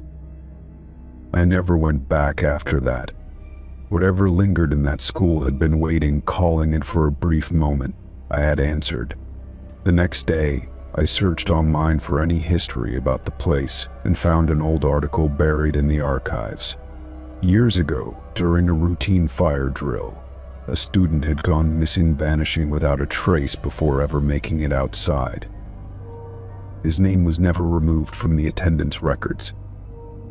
Story 29. The town had been abandoned for decades, its streets filled with dust and silence. Buildings stood hollow and crumbling, their facades stripped by time and weather. The air felt heavy, as if the place itself remembered what had been left behind. I walked slowly, my footsteps the only sound, except for the occasional gust of wind rattling loose shutters. Most of the structures looked untouched, their doors hanging open, revealing nothing but empty rooms. A rusted sign creaked outside what had once been a general store, its windows shattered long ago. The further I walked, the more I felt the weight of the emptiness pressing in around me. Then, ahead, I saw the house. Unlike the others, it seemed strangely intact, its porch still standing strong, despite the decay. The rocking chair caught my eye immediately. It swayed gently back and forth, as if someone had just been sitting in it. There was no wind strong enough to move it, and yet it continued, an unnatural rhythm that sent a chill through me. I hesitated at the edge of the property, my instincts urging me to turn back, but curiosity pulled me forward. The porch steps groaned beneath my weight as I approached the chair. Up close, it was old but sturdy, its wood worn smooth from years of use. I reached out, placing my hand on the armrest, and the motion stopped instantly. The sudden stillness was worse than the movement had been. The air around me felt charged, thick with something unseen but present. I pushed the front door open, revealing a dark interior filled with dust and forgotten things. The scent of aged wood and neglect lingered in the air, along with something else, something faint but sharp, like decaying flowers. My pulse quickened as I stepped inside, my eyes adjusting to the dim light filtering through torn curtains. Furniture remained where it had been left, frozen in time. A table sat in the center of the room, plates still resting on its surface, covered in dust. A single chair had been knocked over, lying on its side as if someone had left in a hurry. Faint footprints disturbed the dust on the floor, leading deeper into the house. I followed them, my breath shallow, my heart beating faster with each step. The hallway stretched ahead, doors lining both sides, their frames cracked and splintered. A faint creaking noise echoed from one of the rooms, the sound of wood shifting under pressure. I swallowed hard, gripping my flashlight tightly as I moved toward the sound. The bedroom door was slightly ajar, revealing a glimpse of a rocking chair inside. It moved just like the one on the porch, slow and steady, as if unseen hands were pushing it. My mouth went dry as I stepped closer, the floor groaning beneath me. The chair stopped, and the silence that followed was suffocating. The bed was unmade, blankets twisted as if someone had left in a hurry. A dresser stood against the wall, its mirror cracked down the center, distorting my reflection. On the nightstand sat a single candle, melted down to a stump, wax pooled around its base. The air felt colder here, the hairs on my arms standing on end as if something was watching me. A sound came from behind me, a soft exhale, almost like a sigh. I spun around, my flashlight beam cutting through the darkness, but there was nothing there. My heartbeat pounded in my ears as I backed out of the room, my instincts screaming at me to leave. The house felt wrong, like something had been disturbed, and I was no longer welcome. I moved quickly through the hall, past the forgotten remnants of lives once lived. As I neared the front door, the rocking chair on the porch started moving again, its motion slow and deliberate. My hands trembled as I reached for the doorknob, suddenly afraid that it wouldn't open. But it did, and the heavy air of the house released me as I stepped back outside. The town felt different now, as if it had been waiting for me to enter that house. The silence was deeper, more oppressive, the shadows stretching unnaturally long in the late afternoon light. I turned back to the rocking chair, still moving as though someone unseen remained seated there. A deep unease settled in my chest, making it hard to breathe. I forced myself to walk away, each step heavier than the last. The further I got from the house, the stronger the feeling of being watched became. I didn't look back, afraid of what I might see standing in the doorway. My car was parked at the edge of town, the only vehicle for miles, and I hurried toward it, my pulse racing. As I reached the driver's side, I hesitated, a strange urge pulling at me. Against my better judgment, I glanced back at the house. The chair had stopped moving, but the front door was now wide open. My stomach twisted as I realized I had left it closed when I walked away. Something or someone had opened it. I didn't wait to find out more. I threw myself into the car, locking the doors before turning the key in the ignition. The engine roared to life, and I sped down the dirt road, dust billowing behind me. The town disappeared in my rearview mirror, swallowed by the empty landscape. Even after I was miles away, I couldn't shake the feeling that I had disturbed something in that house. The rocking chair, the footprints in the dust, the sigh behind me, it all felt too real, too intentional. That night, as I lay in bed, I swore I could still hear the creaking of wood, the slow rhythm of a chair rocking back and forth. Story 30. The hotel stood at the edge of town, its grand facade illuminated by the golden glow of streetlights. It had been built in the late 1800s, once a luxurious escape for the wealthy, now a carefully preserved relic of the past. The moment I stepped inside, I was greeted by the scent of aged wood and the soft hum of distant conversation. The lobby was elegant, with chandeliers casting warm light over polished floors, and a massive front desk where a clerk in an old-fashioned uniform greeted me. I checked in quickly, eager to rest after a long drive. The clerk handed me an antique brass key instead of a key card, mentioning that the hotel had kept many of its original features intact. My room was on the third floor, at the end of a long, dimly lit hallway lined with ornate wallpaper. As I walked, my footsteps echoed softly against the thick carpet, the silence stretching between each door I passed. The room was beautiful, a blend of old-world charm and modern comfort. A four-poster bed sat in the center, its carved wooden frame adorned with heavy drapes. A writing desk rested against the far wall, beside a large window that overlooked the quiet street below. The suitcase I had set down just moments ago was beside the bed, exactly where I had left it. I locked the door behind me and set my phone on the nightstand before turning toward my bag. My stomach twisted when I saw it. The suitcase, which I had zipped shut before checking in, was now wide open. My clothes were neatly folded and arranged in the dresser beside the bed, my toiletries lined up on the bathroom counter. I hadn't touched a single thing. A cold chill ran down my spine as I stood frozen, staring at the open suitcase. I tried to rationalize it. Maybe housekeeping had mistaken my room for another and decided to unpack for me. But the idea made no sense. No hotel, no matter how historic, would offer a service like that without asking first. I walked to the dresser, hesitantly picking up a folded shirt. It was just as I had packed it, neatly pressed and placed carefully on top of the others.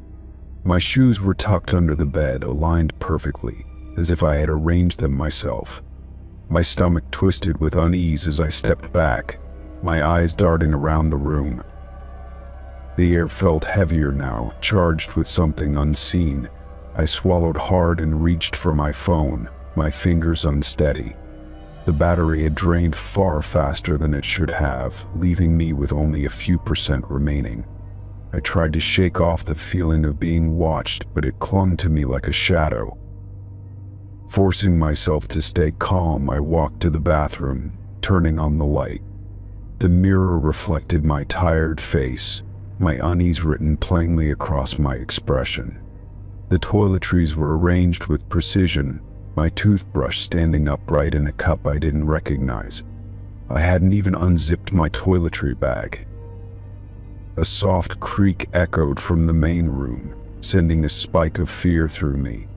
I turned quickly, my heart hammering against my ribs. The door remained locked, the room empty.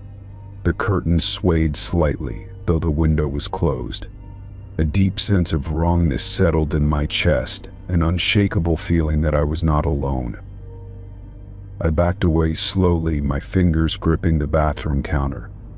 My mind raced for an explanation, something logical that could make sense of what was happening. Maybe I had been so exhausted that I had forgotten unpacking. Maybe the hotel had a strange tradition I wasn't aware of. But deep down, I knew neither of those things were true. Gathering my nerve, I grabbed my suitcase and began stuffing my belongings back inside. My hands trembled as I zipped it shut, determined not to stay a moment longer. The room seemed to pulse with something unseen, the air growing heavier with each second. I had to leave. As I reached for the doorknob, a sound froze me in place. A soft humming, low and melodic, coming from behind me. My breath caught in my throat as I turned, my pulse pounding in my ears. The rocking chair in the corner of the room, one I hadn't even noticed before, was moving. It swayed gently, as if someone had just stood from it, the old wood creaking with every shift. The air around it shimmered slightly, like heat rising from pavement, distorting the space around it. My chest tightened as the humming grew louder, filling the room with its eerie tune. With shaking fingers, I fumbled with the lock, my pulse racing. The chair creaked again, the movement slowing as if something unseen was watching me. I yanked the door open, stepping into the dimly lit hallway, my suitcase clutched in one hand. The air outside was noticeably lighter, the oppressive feeling lifting the moment I crossed the threshold. I didn't look back. My feet carried me quickly down the hall, past the old wallpaper, past the dim chandeliers, past the doors that suddenly felt like they were watching. When I reached the lobby, the clerk looked up, surprised to see me again so soon. "Everything all right?" he asked, his voice polite but knowing. I hesitated, my breath still unsteady. There was something in his expression, a quiet understanding, as if he had heard this before. The words caught in my throat, my mind still reeling from what had just happened. "I need to check out," I finally managed, my voice hoarse. The clerk didn't argue.